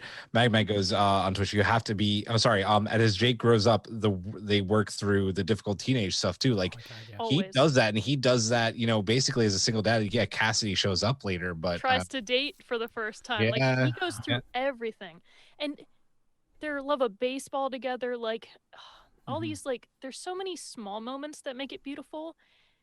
Even more so than any of the bigger gestures or grand gestures, or like very plot-centric episodes. Like there's so many small moments hidden in episodes you don't even expect, where you're just like, Sisko really loves his son, or he really loves his dad. This is a loving family. Like, you could focus on any characters.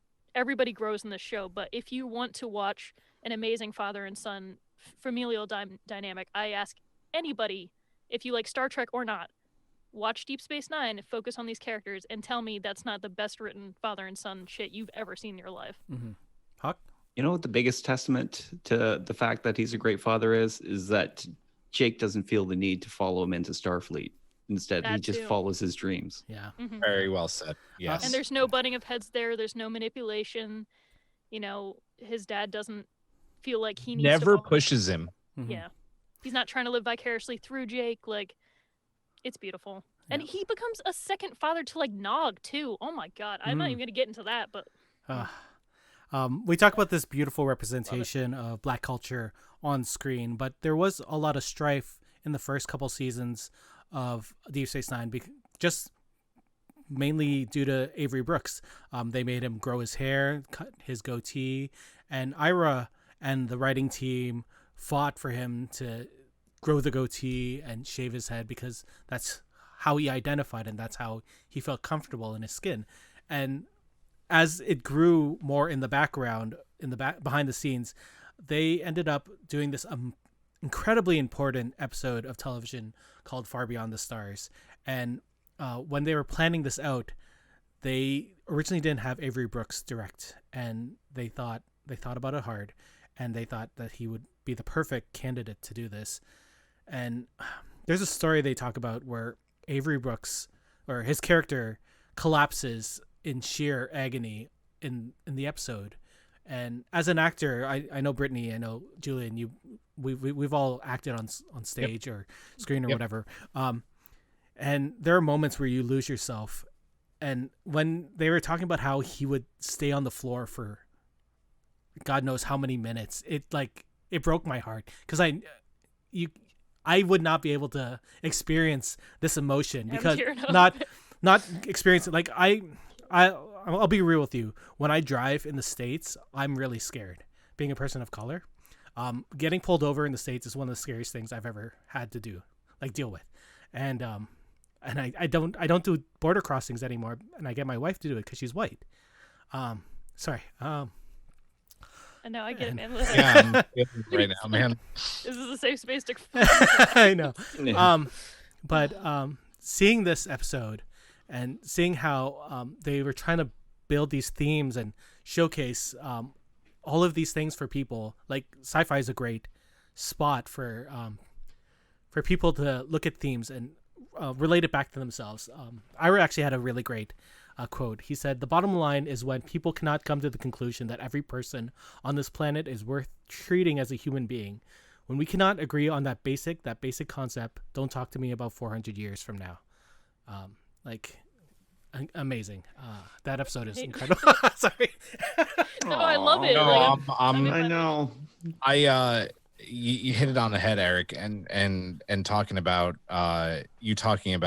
Avery Brooks and how long he stayed on for, acting the scene, and obviously also directing it. I did Laramie Project, and yeah. I had to do that I think 3 nights, and I think it was the third night. I just was so just emotionally draining. You give shows like that your all, and the importance of like what you're doing, and the importance of Far Beyond the Stars. And I'm going to give a massive shout out, during what was going on throughout our country with riots and Black Lives Matter. Star Trek Discovery Pod did a whole episode on Far Beyond the Stars. It was a wonderful episode. It was, and its importance. Very important. I'm kind of at a loss for words. I know. It's Avery Brooks is incredible. yeah. Just them I gotta talking say. about this whole scene and this sequence. Because Ira was sitting there talking to, God, why can't I remember Jake's name? Sirach Lofton. Sirach Lofton. And it's incredible how much Sirach has learned from Avery, and how even now, like, you see interviews, and he fights for black rights still to this day, and that's something he learned from Avery, and that's something he learned from the show. It's how this show touches so many people's lives is incredible. Any final thoughts on this relationship before? I'll go to Twitch real quick, and Glorious Rafa said, I get you. Star Trek and the representation it provides is what made me realize I could be more. I was fascinated by Uhura, and now I speak 6 languages. Yeah, amazing. Well done. Wow. I'm sad 2.5. I'm sad I didn't continue French. Yeah. Mag said it's amazing how relevant DS9 is today, and listen, I mean, we're an hour 16 into this episode, and Brittany's cried, I've cried, Eric's cried. I mean, this is what Hawk, DS9 did. you Hawk, son of a- Hawk, He's choking up. I saw I'm him. dead inside. No, Hawk is crying behind the glasses. We But just can't see. I his think light.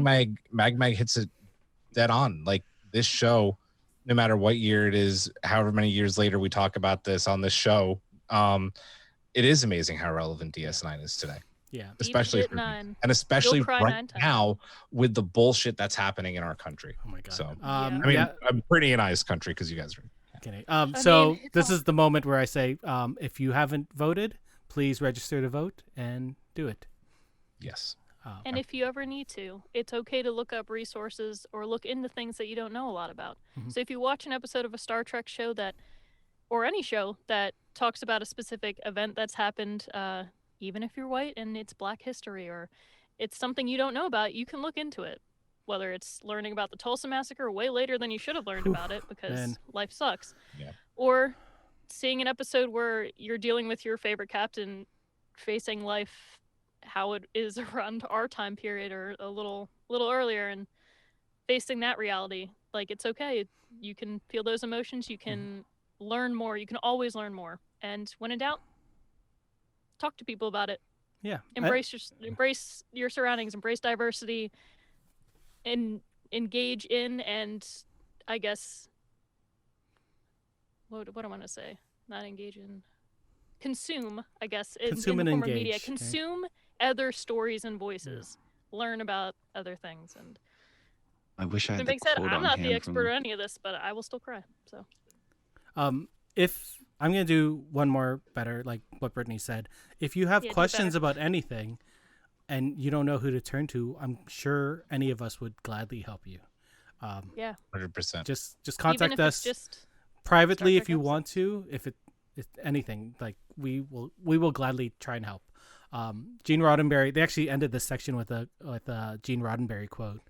If man is to survive, he will have learned to take a delight in the essential differences between men and between cultures. And ain't that the truth? Mm-hmm. I'm crying. Oh my god, dude. I'm not like hydrated enough. Not to ready for say this. So Amazing. late in the run of DS9, there was a thought to bring one of the TNG characters on.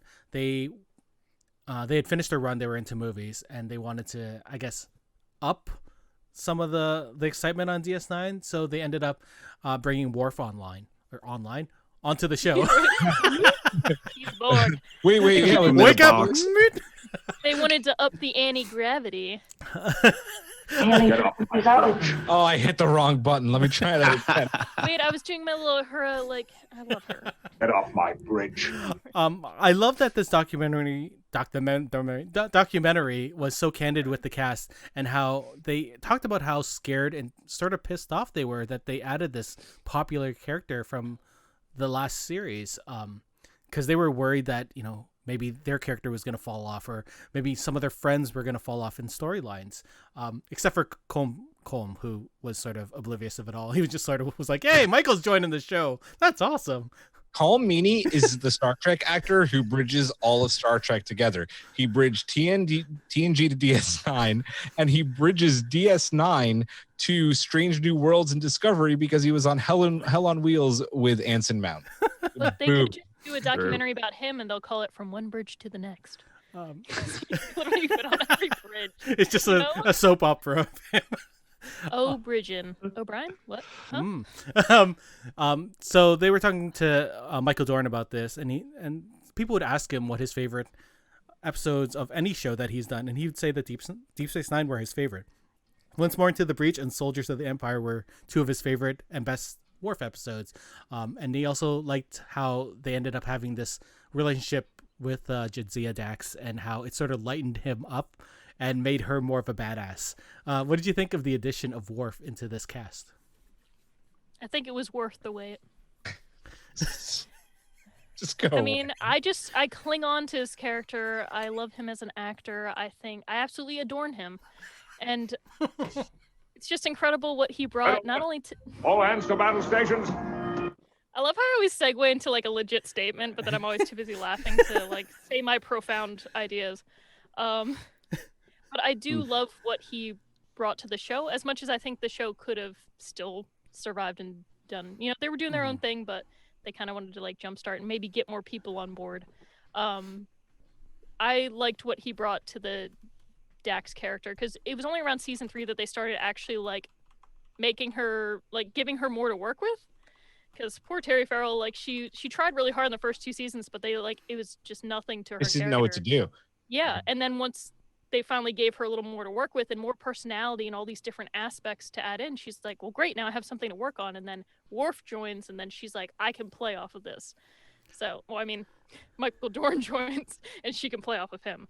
I would argue that DS9 did a better job of fleshing out Worf than TNG ever did. Oh, yeah. Because with the additions of the Klingons fighting in the Dominion War, and him, you know, fighting still for the honor of his house, and then basically getting an out by being able to join the House of Martok, just completely expanded his character. And that kind of, you know, am I Klingon? Am I Starfleet?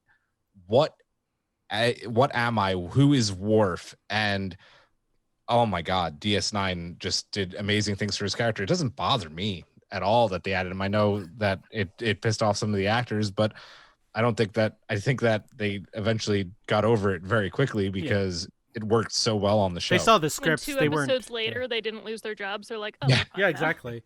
Do you want to read Twitch NY? What are you? Yeah. Which one? We oh man, are there more? We'll stay on. Yeah, there's a bunch, but we'll stay on the Worf subject. Yeah. And NY says that Worf needed redemption after all the times he had his butt kicked in TNG. He got it in DS9. And then Dax kicked his butt. Yeah. His Dax. I love their relationship. It was so do. good. As much as I love that gay shit, I love her more. Mm-hmm. I do just want to say that probably the best Worf episode on the show is where he doesn't actually do a lot of talking, and when he's on trial by the Klingon Empire for destroying a civilian ship, and Sisko has to come to his defense. What a wonderful episode. Really touching upon, you know, how Klingon is Worf. Is he more human because he was raised by humans, or does he have that Klingon need for battle and bloodlust in his heart? Great. I can't remember the name of the episode right now, but absolutely fantastic. So he ended up being a great addition to the show and that, but I could see how, like, I could understand their feelings about it and that. For some reason I keep thinking back to season 2 of TNG. Rules of Engagement. Sorry. Yeah. Go ahead. Yes, that's a good one. Anna Mulder cast. I remember reading this interview with her and that, and she said like she did not feel welcomed by that cast at all, and that which kind of influenced her decision to leave at the end of season 2. So I kind of get it. Like he was like kind of the staple of the Star Trek universe. They bring him on and that, and it's like suddenly your place feels very small in that world, But I think he brought some of the best storylines to the show and that, and I think a lot of them ended up feeling like their roles got a bit expanded in that. I think maybe it even took some pressure off them in that, as far as like writing and story wise. Mm-hmm. Yeah. So one of the hardest parts in this documentary to watch was when Terry Farrell talked about her time on the show and how she was let go. She talks about how at the end of season 5, a number of the cast entered renegotiations to continue on the show. And she said that one of the producers actually said to her that she should be happy to be on the show and just resign, because if she didn't resign on the show, she'd be working at Kmart. Like, could you imagine a producer saying that to you? Terry felt like, I don't blame her for freaking the fuck out. Yeah, like I would flip out. Terry felt that she wasn't being heard, that she was just being dismissed. And you hear from the other cast, because it didn't sound like they were very informed, and at least about what was going on, and they sort of just heard rumblings, and it's sort of sad to see her bring to light all of this stuff in front of her friends. What did you think of this whole situation? It's must have been so frustrating for her in that, compared to like when she started out on that series, because she told that amazing story about like when she was first on set, and it's like in discussions about her relationship with Cisco and that, the two of them like had been old friends and that for so long, and that and she just couldn't get a handle on like the dynamic in that. She felt like Avery Brooks was coming off a little too strong on the performance in that, and I think by the time like season 6 came around and that, she was in a good stride. Her character was so well developed in that, and it's like that just must have been heartbreaking. But like I can totally see Hollywood, one of the Paramount producers saying that just sign it. What, I don't know if it was money or what it had to do with it, but I think that at that point she had become more confident as an actor, and the fact that the top brass didn't really feel like her contributions were important enough to fight for her to stay. That must have been just devastating. Real quick before you go, Brittany, Mag had a question. I was going to type it out, but I think it's easier to say it on the show. She says, can you say more about what happened? So basically Terry Farrell didn't want to leave the show. That was not her intention ever. She wanted to stay on for the 7th final season. But no one was talking with her. Her agent wasn't helping her out. The Paramount execs weren't. No one was talking to her. Basically, what Terry Farrell wanted, she didn't want to do all 26 episodes, right? Like that's a huge workload, because she was also a model. She wanted to do other work. She wanted to. I think she still wanted to do more than half of those, but the execs just wouldn't allow it, and it was absolutely ridiculous. So she left, which sucks, because she didn't want to, but she was just treated horribly. And you have things said to you like that, like you'd be working at Kmart, when that's absolutely not the case. They also she was open to coming back for some of the episodes, exactly. as leaving, but the producers, or I can't remember, the higher ups or someone, sort of made it a mandate that they kill her character, so that she wouldn't be able to come back. Yes, exactly. It was like, if you're gonna leave, we're gonna kill you. It's all extremely shady. Like when it comes to that, and when somebody leaves a show, and I've said this many times, you don't have to kill off the character. You can write off a character in a different way, so that it leaves it open for that person to come back, or at least people can develop their own theories on what happens, etc. When people just kill off somebody because, that actor, maybe they have a contract with another show or something conflicts, like, that's just extremely lazy to me. So, like, I love Dax so much, and it kills me every time when you guys even ask, like, what episode I could change. Like, I pick the episode where she dies, because I'm going to fix that. She's not going to die. I'd write her off a different way, or do whatever I have to do. And just as an actress, like Terry Farrell, she's incredible. She did so much with this character, grew like Dax is one of the best characters in Deep Space Nine. Mm-hmm. And you see all the people that dress up and care so much about her character. And the fact that she just, she's in a Star Trek show that's already going into its 7th season. Realistically, it's not going to go on much longer after that if this isn't the last season. So in her mind, she's seeing opportunities to be in other network shows, or maybe opportunities are being provided to her. So realistically, as an actor, you want your career to continue. Yeah. So showing interest in something else, or saying like, hey, maybe for this final season, or since we're at this point, like, can I split my time? I want to see if this show works out for me, etc. The fact that, now once again, we're not literally in the room. We don't know every side of the story, like they try to say in the documentary, I guess, to stay safe.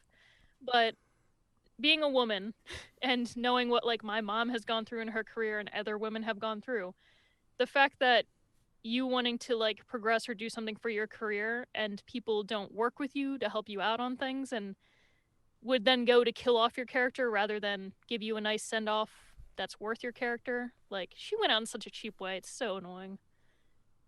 That just screams to me that it wasn't an equal thing. Like, you could at least talk to the actor, It find absolutely out. wasn't. Yeah, so it makes me think that like whether the higher ups were the issue or not, like you see in the documentary, a lot of them, like the cast and crew were such close, friends. They were like a family. So the fact that the writing team would even consider that, and when they even talk about her death, they are like laughing about it, and that pisses me off in the documentary because they're just like, "Didn't she die like this? How did she die?" And I'm like, we remember exactly how she died. Oh yeah, You wrote it. You 100%. know exactly how she died because that was fucked up, and I'll kick your ass. So anyway, Terry Farrell, if you're listening, you're not. I love you, and I would fucking punch a bitch for you. She might be listening. You never know. She might be listening. Probably not. But Mag asks also, did Farrell's lawyers prevent the show from using any of her footage? I don't know the answer to that question. I'm not sure, but yeah. I mean, if it already was that messy on the way out, I doubt that they even went back to try and do anything like that. They immediately replaced her with a different Trill and just completely different person with the same symbiote. We'll talk about that in 2 seconds. Hawk, do you have anything to say about Terry Farrell's? Oh, wait, were you the first? I can't even remember. Yeah, he went first. Okay. Yeah, fucked up. I went last because I have words. Yeah. So I got a phaser. Fighting words. So the follow-up was Ezri Dax. She was brought on in the final season, to sort of continue but have something new. It changed a lot of dynamics, especially between her and Worf, and then eventually her and Bashir, which was nice because Bashir wasn't creepy at that point in the series. What do you think of Ezri's addition to the show? I know a lot of people are going to shit on her and not like her, but I listen. I'm with Brittany. I think I'm with all. I think we all agree like Jadzia was amazing. It shouldn't have had to be replaced in the first place. Mm-hmm. But Ezri is not a bad character, nope. And she gets shit on because of the way that Terry Farrell was treated, not because she was a bad character. She has a great episode in the final season where she has to go home to deal with family business because the most important Starfleet officer in the world, Miles O'Brien, goes missing on her home planet, and turns into a whole like murder mystery, and like her brother ends up being responsible for this murder because of the Orion Syndicate, and it's a really good episode. And Nicole DeBoer does a great job as Ezri, and I like the tension between Worf and Ezri, and I like Julian finally finding someone that will deal with his bullshit. Yeah. So yeah, listen, I never had a problem with Ezri. I think I was also at the time too young and naive to really know what was going on behind the scenes. So now knowing it doesn't affect me in the same way, I guess. I don't know. Hawk, Yeah. Brittany. I liked her. I was gonna say I don't have a problem with her, and it's not another actor's fault that they're brought on the show afterwards. Like, they're just doing their job. They just want their chance. And Ezri is still a good character, and you do see that she tried to put like aspects of Terry's performance and Jadzia into, these certain moments where like she feels almost like Jadzia, but there's always that like distance. Mm-hmm. So she plays that really well into the character. Like, she obviously had to have either watched episodes beforehand or really paid attention to those previous performances. So, like, as an actress and as a character, like, excellent choices are made. I don't have a problem with it. Like I said, it's unfortunate that just, like, you had to get rid of a great character to bring on another good character. Like, but she deserves Ezri praise for what she brought to the show. Shut up, Wesley. Don't think that slipped by. I was trying to to lighten things up because I got real heated in the last section. So I was like, Mag says that Ezri Dax is a strong, interesting character. She suffers from our grief at the loss of Jadzia. Yeah. well stated. Huck? So yeah, I mean, like, the staff, I'm sure the writers did the best they could, with the the departure of Terry Farrell and that, and all the circumstances and that, and it did give them a chance to explore the species of the Trill a bit, because they were introduced back in TNG in the episode The Host, and I always find that the weirdest thing was how as the symbiont goes into a new body and that, the relationships change. They don't feel the same emotions not towards the people that they did. They feel differently towards others and that. So, for what it was, and that it was a great way of exploring, that species. And, I think she did a good job. Yeah, personally, in that, she did, for one season left in that, she really gave it. She didn't hold back. Nice. So one of my favorite, I keep on saying that about every single section of this documentary. This documentary is amazing. Please watch it. One of the closing sections was about the social and political issues they tried to bring forth on Deep Space Nine. And I know we talked about, or at least many issues, but the ones they really wanted to focus on was war, the cost of war, religion, and sexual identity and social commentary. So they talked about the cost of war, and they talked about how veterans would talk to Nog about how there was a whole arc about him losing his leg and how he had to deal with it, and how he went to the Hollow Suite to deal with it. And it's such a beautiful and heartbreaking story. And the show ended up helping veterans deal with their stress afterwards. Kira's post-traumatic stress from fighting the Cardassians earlier, and her dealing with it all through those 7 years, helped veterans go through all of these complex emotions that, we didn't have terms for it back then, but them seeing someone go through it on TV helped them. Like, what an amazing thing to bring to people. The part in the documentary where they show Cisco put up the list of names every Friday, and he says that line, "I've grown to hate I can't even say. Growing to hate Fridays." Yeah. I've grown to hate Fridays. Like, it got me when I watched the show, and it still does. But I really like how they planned out the documentary, because there's specific lines and moments where it really hits you, and I'm like, I'm enjoying this segment. It's fun. We're building to something. This is a very important discussion. And they're like, boom, and I'm like, crying again. Yeah, and just the fact that you see Jadzia look down the list, and then she sees a name, and then you don't even know which of her lives that's from too. It's sorry. Yeah, go ahead. No, it's like the board. It's like the picture board on the Galactica. That is every few episodes they show, and someone finding someone. Oh my god. Anyway, I forgot about that. life Thanks, is Julian. But yeah, it's a great commentary on war and the cost of war, because a lot of people, they'll learn about war, just from textbooks or just from stories they've heard or movies they've seen, and while that can give you some glimpses into war, a lot of it can be propaganda or skewed in some way, and those who truly understand war are people that have survived it, and usually that's people who are civilians in war-torn areas. So this show shows it so well from the aspect of, you have the Federation that's a militaristic presence, but you're seeing the cost of war not only to them and their soldiers, if you even want to call them that, but this is a space station. There are normal people on here. It's just, I don't know, it's just incredible that they show all these sides to it, and once again, way ahead of its time. Julian, talk. I mean, Brittany said it all. Yeah, that was wonderfully said. I love Nog. Oh. Yeah, I'd give an arm and a leg for Nog. He only gave a leg, but I'd give an arm and a leg for Nog. Bloody hell. Bloody hell is what happened when he got shot by a fucking phaser in the leg. His cry, oh my god. The Ferengi cry. Damn. I don't need What made it all the more sad was knowing that a year later, Aaron Eisenberg would pass away, and that at the age of 50. Yeah. So sad. I know. But the other, moving on to another issue in that, like, how prescient was that episode where they were with the tent city? That's the social Yes. commentary. That's nice. one of my favorite episodes, but it's so hard. And it's I know. so Well, true. Still. Juxtaposing with the footage of from 2018 of the tent cities being erected around America. When they And the fact that We drove by them when we went to Belgium, and we had to drive by France and go. We had to go through I think it was the border between France and Belgium. France and Belgium, and just tent cities everywhere, and how that was a big deal back then. I think that was.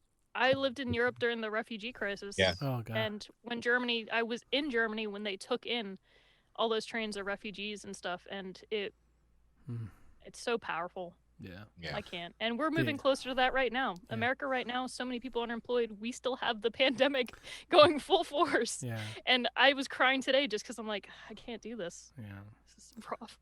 That past tense episode that Hawk was talking about, they talk about how it takes place in the 2020s. So Yep. Yeah. how They knew. apt Yeah, this show. Oh my god. So that's social commentary. And they talked about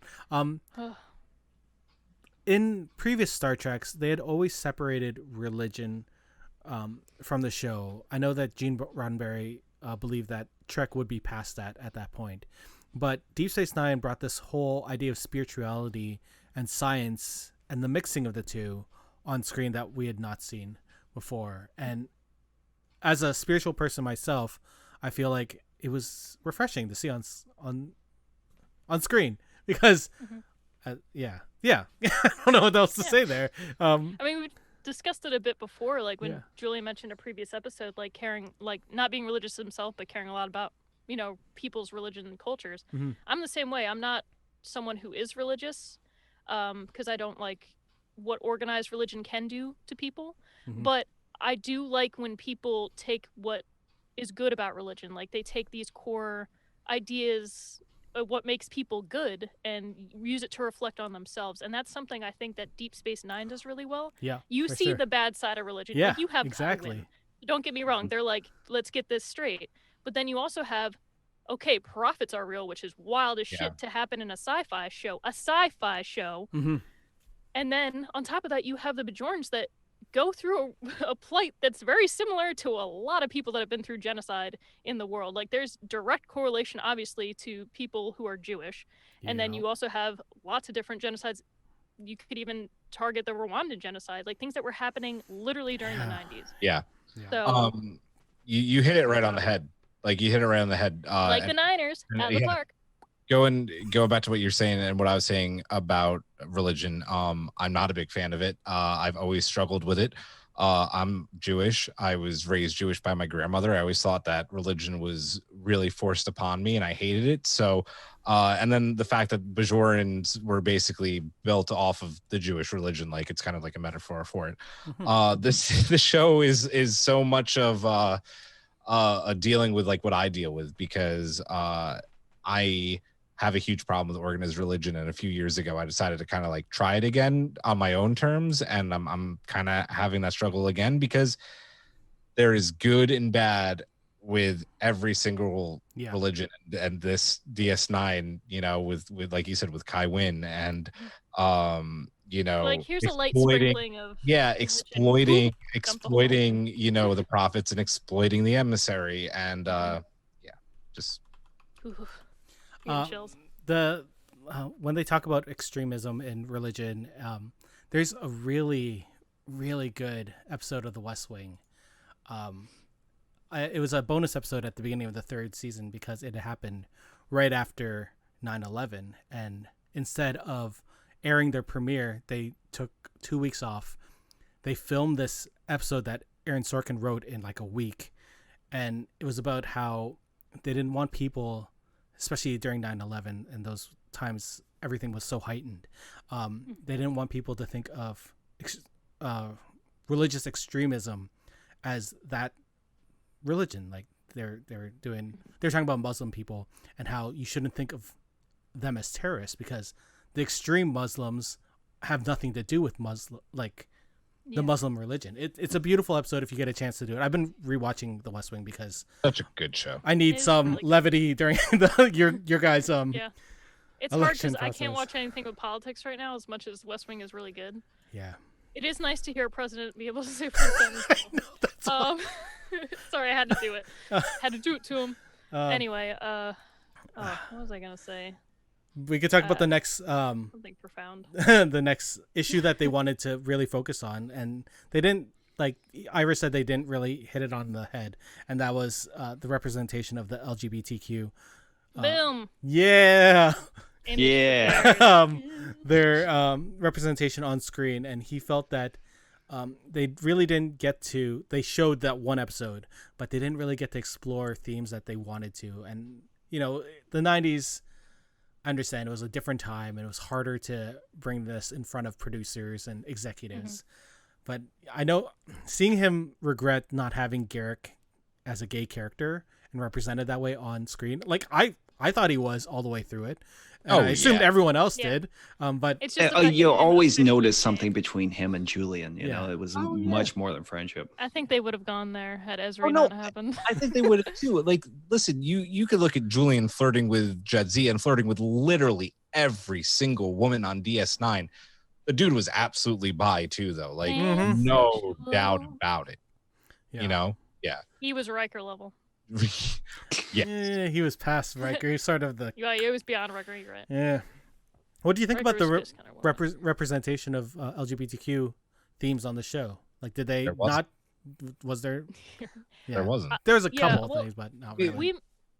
We mentioned in our when we were rewatching some things and we watched. I don't remember, and you were just like, "What episode do you want to rewatch?" I'm like, "Can we watch Reunion?" I'm in my Yeah. feelings right now. Like, I love this episode, but the first time I watched it, the first time I watched it, bawled my eyes out because I watched it right after my senior year of college. I just went through like a big breakup, my first gay relationship, and I just was bawling my eyes out because not only is this just a beautiful episode and such a deep, like, cut into like the whole idea of trill society, this whole thing of having a relationship or having these feelings and like it not conforming to what your society wants or what can happen. It's basically illegal, and their performances are incredible. Like the choices they make for what they could do in the 90s, this was like, I would consider this like an example episode to be like, this is what they did in the 90s. You can do better now. Like, do it. Oh man, it's hitting me. But yeah, there's so many parallels to like what the characters say to things I've experienced with the other person saying those exact things to me, where it's like, I love you, but I can't do this because of this. These people won't understand. We can't be this way. And like that stare at the end, like, whew, makes me want to throw up. That being said, I know a lot of people, and even as far as I'm concerned, like Deep Space Nine and Star Trek in general has done things that have helped with gender and sexual identity. And a lot of people quote, sorry, I'm like mirroring my thing right now, Jadzia as being not only like lesbian representation because of this episode alone, or bisexual representation because of this episode alone, but there are trans individuals who cite like, oh, the fact that the Trill or changelings are things, and Jadzia existing as somebody who has had these past lives of being male and female, or having this personality where she's not, just because she looks female doesn't mean that she has to act female. Like she always goes back and forth between, you believe that she was once like a man, or that she has like gender doesn't matter to her. Like you take Jadzia Dax for who she is. And there's a lot of people that feel like they're supported in that way, where it's just like, okay, I see myself as this, like I may present as female or consider myself female, but I have these aspects of myself, or vice versa. So I'm excited for what Discovery is going to do. They're introducing more characters, and it's finally legitimately like, this is a trans character on a Star Trek show. 100%. It's not any of this gray area. It's not what we want you to fill in the dots or the blank for. And I mean, Star Trek, should we have had more representation by now? Probably. Yeah. We're finally getting some of it, but hopefully we can just get more. And you and Rob must have been like right on the same wavelength there, because he just said, I bet Disco season 3 approaches gender, sexuality, fluidity in ways that DS9 should have done, but Yes. didn't or couldn't with Trills. Once again, the fact that they did this in the 90s still blows me away, because this is still not necessarily progressive by today's standards, but like it's shocking how well this episode still holds up. That you're like, wow, gays are still getting shot on TV now, getting killed off, or just one. You're like, oh, lesbian relationship, this will be fun to watch, and you're like, you'll die by the end. One of you will die. You can't end happy. So yeah. R.I.P. Lord knows they had tried for years in that. I think you guys remember the TNG episode of the Outcast and that with the Janai. And that it was very prescient about those conversion therapy techniques and that, especially like at the end. You know the one. We keep trying, but we keep happening anyway. Yeah. I'm like, this is just evolution, baby. You can't stop it. I can't wait to see what they do in Disco season 3. It's so exciting. So we're gonna end the documentary section with the framing device. Their season 8 episode 1. I'm gonna do it really fast, and for you guys, you 3, 1 word review after 1 word, 2 words maybe, 2 words. Ready? Did Julian freeze? Wait. Yo, stop. Did I miss something? No. I'm just trying to remember. 1 word review of what the what season I'm gonna say.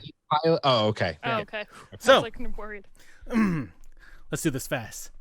So, season 8, episode 1, act 1 the series starts with Nog and the Defiant being evaded by a cloaked pursuing ship. They get through the wormhole and lose power as they exit. Pan up the station and theme. Ba ba ba. End teaser. DS9 is now a religious pilgrimage site. Nog is the captain of the Defiant, as I said. Kira is a priestess, Vedic Kira.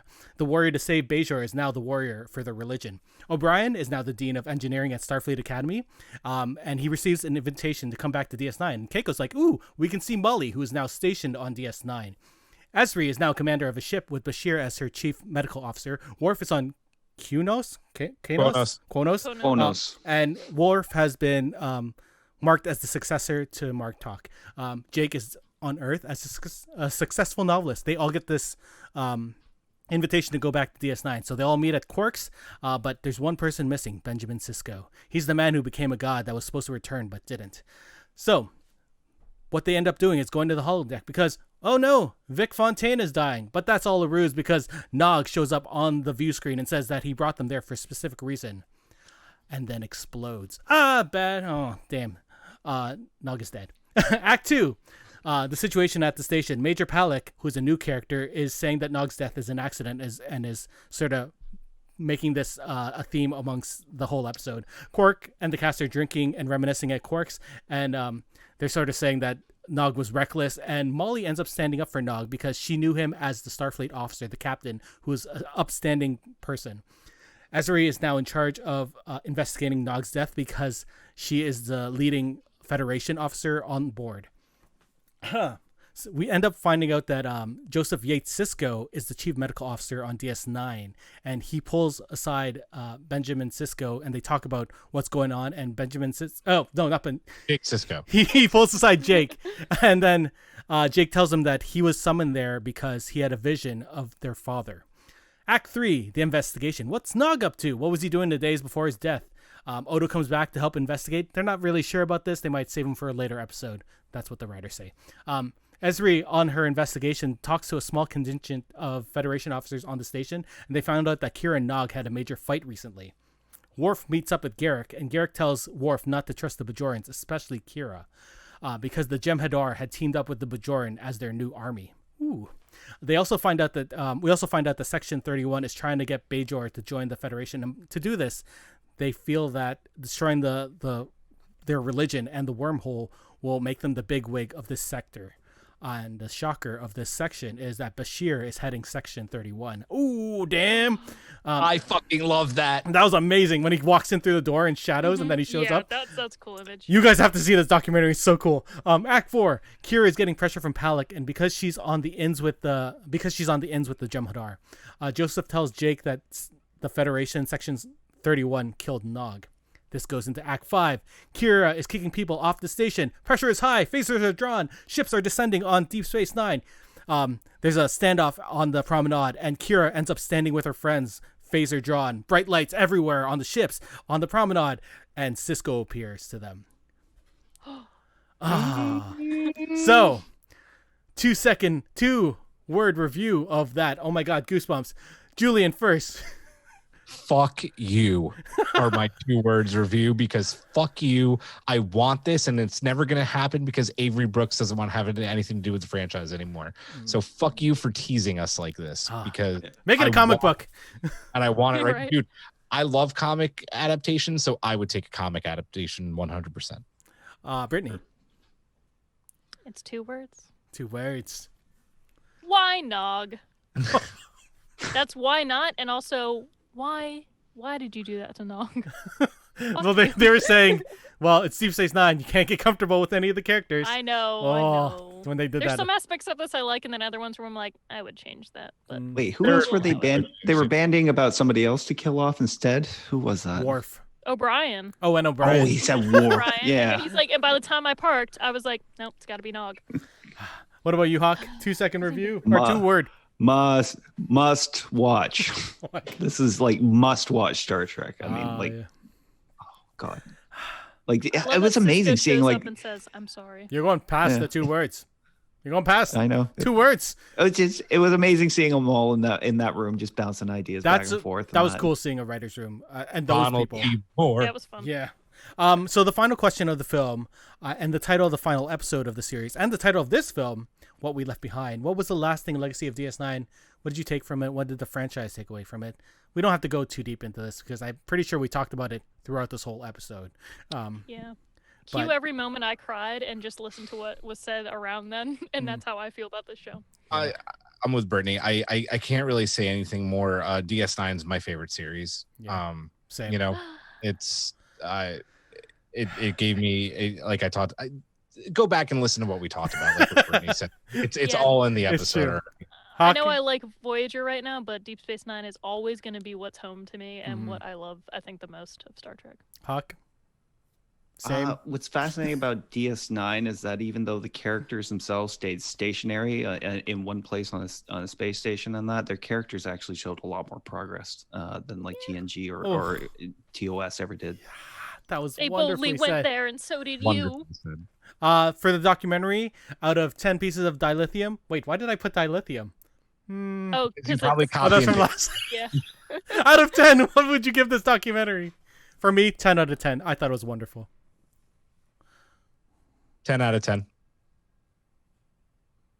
Me? Yeah, go Hawk. Anyone? Well, it's going to be a 10 out of 10 for me as well, but it won't be a dilithium. I was gonna say trills, to be honest. How many trill lifetimes would you give to see this fucking happen? Yeah, 10 out of 10. 10 trill lifetimes. Hawk.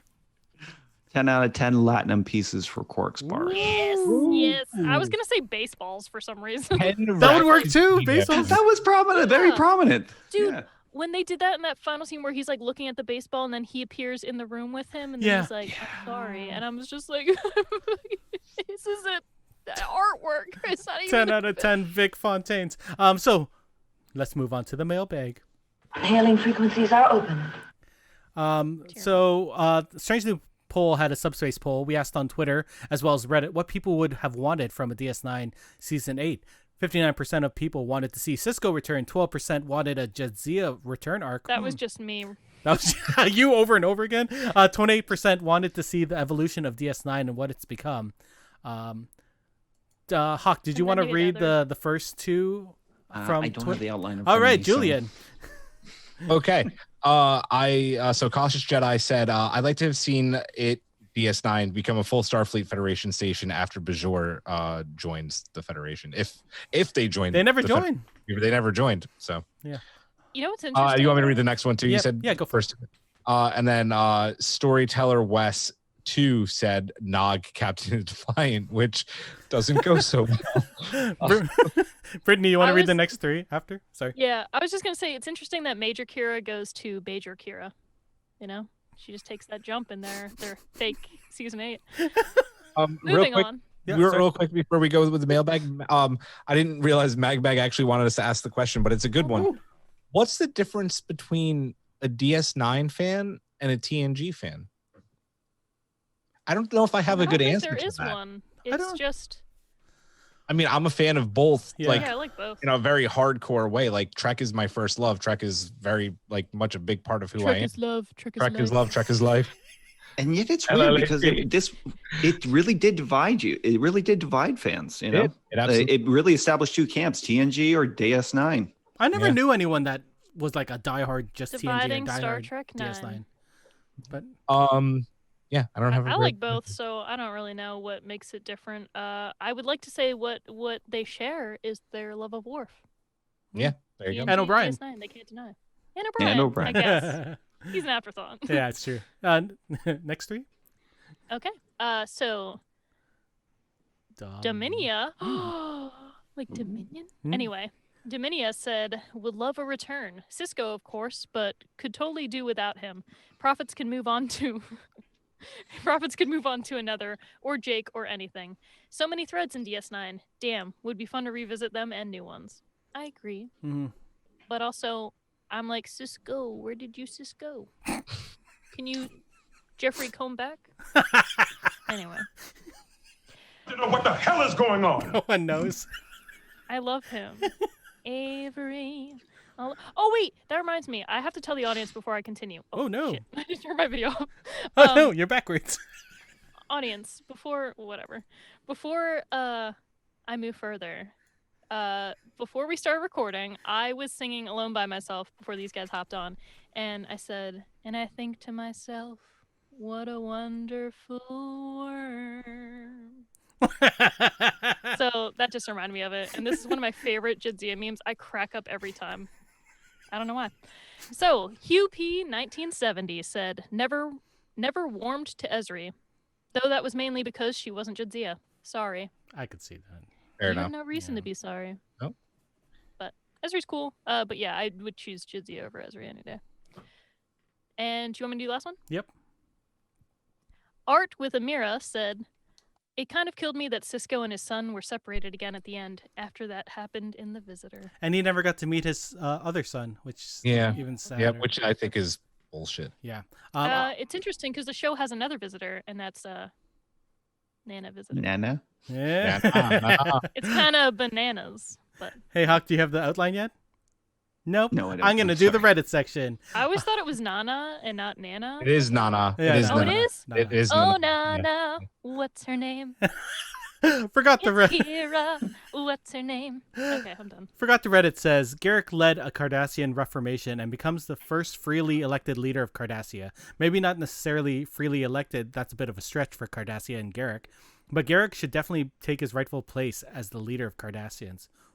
There was a comment below this one that that he kind of continued on and said maybe not the actual leader, but the person who's basically in a good way manipulating the leader, because Garrick doesn't want to be the face of anything. He's worm You're tongue. And I agree. But So the leader is Taylor? Yes, exactly. Here's your cape, sir. Also, would it really be free? Yeah. It's like freely elected. I'm like, Cardassians Yeah. don't know anything. And someone also commented below, like, that would be a stretch for Cardassians, but Uncertain. Stretch that won't tear your jacket, though. I knew it was going to go. Uncertain Error says the Cardassians are rebuilding, but divided as to how, just like Bajor and after the occupation. The Bajorans are divided over whether to help or take revenge. Ooh, I like that. The Federation and Klingons are divided over whether to go through the wormhole and finish things once and for all, or trust that Odo's reformation will hold. Fear and bitterness abound, but also hope, and Cisco returns when he is most needed. I love that. Bajor finally joins the Federation in the finale. They don't, though. But No, I meant like for that. Oh, he's saying in Oh, their- for that. For yes. season Oh, yeah, 8. yeah, yeah. Sorry. Yes. Interesting. And the best, I like JM Sturm, a return redemption arc for Thomas Riker. Yes. He Yes. gets his own Titan-like ship. Yes, 2 thumbs up. Russell Metrics, would like to see more of Molly O'Brien. I'm fine with that. I think that'd be cool. Store and She could have a posse called Mob Squad. Molly O'Brien Squad. As opposed to Nog Squad, which blew up. So. Or the Mall Squad. Oh. Mall Squad. Soren T. Kell said 30 or 40 years later, the temporary return of Cisco. This time, Bajor was a much larger and more important power in the region, working together with the Cardassians, but as part of the Federation. Everyone wants them to be part of the Federation. I don't really care about that. I don't. Klingons now want to attack the Cardassians again. Starfleet goes to battle against the Klingons. The Breen will offer assistance to the Klingons, but this time the Dominion assists the Federation. During this, we also deal with the aftermath of the Romulan situation, perhaps get Romulan involvement as well. Cisco will become Kai Cisco, but will be involved with Starfleet with knowledge he is allowed to share on the basis that certain things need to happen. This is a wide open storyline, so perhaps we go from here. Ooh. Kai Cisco's interesting. Yeah, That is Could you very imagine? interesting. He's Because just I don't like- know if that fits him, right? Mm-hmm. He would see time, but it would be a cool bookend because in the beginning of the show, he starts to see time in a non-linear perspective because of the prophets. Yeah. So like Yeah. he's explaining, he's like, humans don't experience time this way, and they're like, I don't get it. But then by the end, he's like, yes, I am the Cisco. No, we can't do that. A year from now, it'll change, but for now, we'll sit. Julian, That's gonna blow up. let us move to Discord. Yes, so Rob gave us an awesome, and he was complaining that he goes off on tangents, but I think this is an awesome tangent. He gave us a good little thing on our Discord channel, which you absolutely should join. So he goes on to say, the Ciscos, Cassidy and Jake are still close, having bonded tight after Ben's ascension, but Joseph is estranged because he never knew that life. His act of rebellion to go to the academy was his act of defiance, which ultimately is following in Ben's footsteps. When Ben returns, he doesn't know where he's been, where he is, or even who he is. A mystery to play out why for a while. Cassidy and Jake naturally are overwhelmed and want to spend time with him, further alienating Joseph and making him resentful. God, I'm already getting goosebumps. At the same time, Jake is trying to be a father figure to Joseph in the same way Ben was to him after Jennifer died. Oh my God, dude. You're killing me. I'm like, my bumps. But struggles to balance his attention between Joseph, his father, and the grieving death of Nog. Kira is revered almost as much as the emissary, which he's not only entirely comfortable with, but over the last 20 years has learned to use effectively as a political tool. She uses it to keep command of DS9, and while there, gently encouraged to transition into a shrine, but not selfishly. Bajor has kind of collectively been holding its breath since I don't know what WYLB is. Could somebody help me out? Not knowing what's next because the prophecies have been fulfilled for the first time in their history. The faith has no direction, which is really interesting.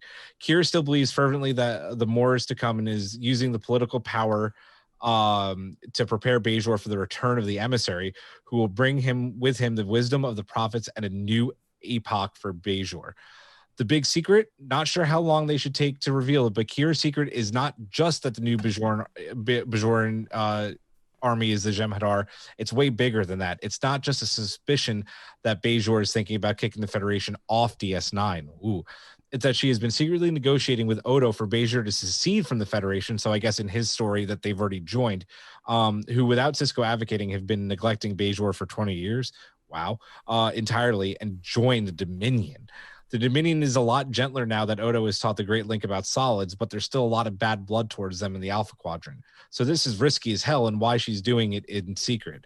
The announcement is supposed to be imminent, but the return of Cisco hurls a massive wrench into Kira's plans because the wheels of the Bajor Dominion Treaty are already turning, and the Section 31 story is happening. But now Kira doesn't know what Cisco's return means for everything she has planned. The giant mess is both the mystery and the setting of season 8. God damn, Rob. Wow. I feel like Rob, this is like, he's written this before. This is his fan fiction to how it should end, and he's like tucked this away for a long time. Do they still have the script submission policy at Paramount? Because you should send one, Rob. Do it. Damn, man. WYLB is what you leave behind. That's what Rob said. Oh, okay. I was like literally like, what, your last Dominion? Like, I couldn't think of it. Hashtag Rob for revival of DS9. He also showrunner. What is it? NY Raleigh said, I just want to see some DS9 love. It's ridiculous we haven't had DS9 characters appear in Picard or at least lower decks. I'm not counting the Miles statue, as fun as that was. But DS9 itself showed up in Yeah. lower decks. That's fair. I feel like it'll happen. So it will. We won't just see it coming, but it's gonna our happen. mailbag rocked. Yeah, this it was week. so good. Yeah. Thank you, everyone, Yeah. for your submissions. Any final thoughts, Twitch folk? Anyone? Because we are ending right now. I don't know if Saying you no like thoughts, just troll. if you if you like the outline. It has Finn because I'm Canadian for end. So let's see. Ooh, another thing from Rob. One thing I couldn't decide on is whether Cassidy should be remarried. Having a new husband when Ben reappears could be a bit daytime soap opera-ish, but I don't like how her pining over Ben for 20 kind of years takes away her agency in moving on with her life. That's fair. I don't think that she would remarry. In my opinion, I don't think that she would. Not because like she needs a man, just because like she could do that single mom thing. She's a strong female woman person character. You You don't need no man. I think Jake would have also helped quite a lot, like Exactly. having such a strong father model in his life. But anyways, so if that is it, we'd love to thank everyone on Twitch for joining us live tonight, and for you, the listener/viewer, for checking us out on our many platforms that we are on. Next Thursday, we are back live on Twitch, reviewing the 3rd episode of Star Trek Discovery Season 3, The People of Earth. So for Brittany, Julian, Hawk, the big koala in the sky, and myself, I say live long and prosper, and thanks for watching. Majram. Thanks for beaming into our podcast today. If you want to keep the hailing frequencies open, you can subscribe on Apple and Google Podcasts, YouTube, and Spotify. Like what you hear? Put in a good word with Starfleet and leave us a 5-star review.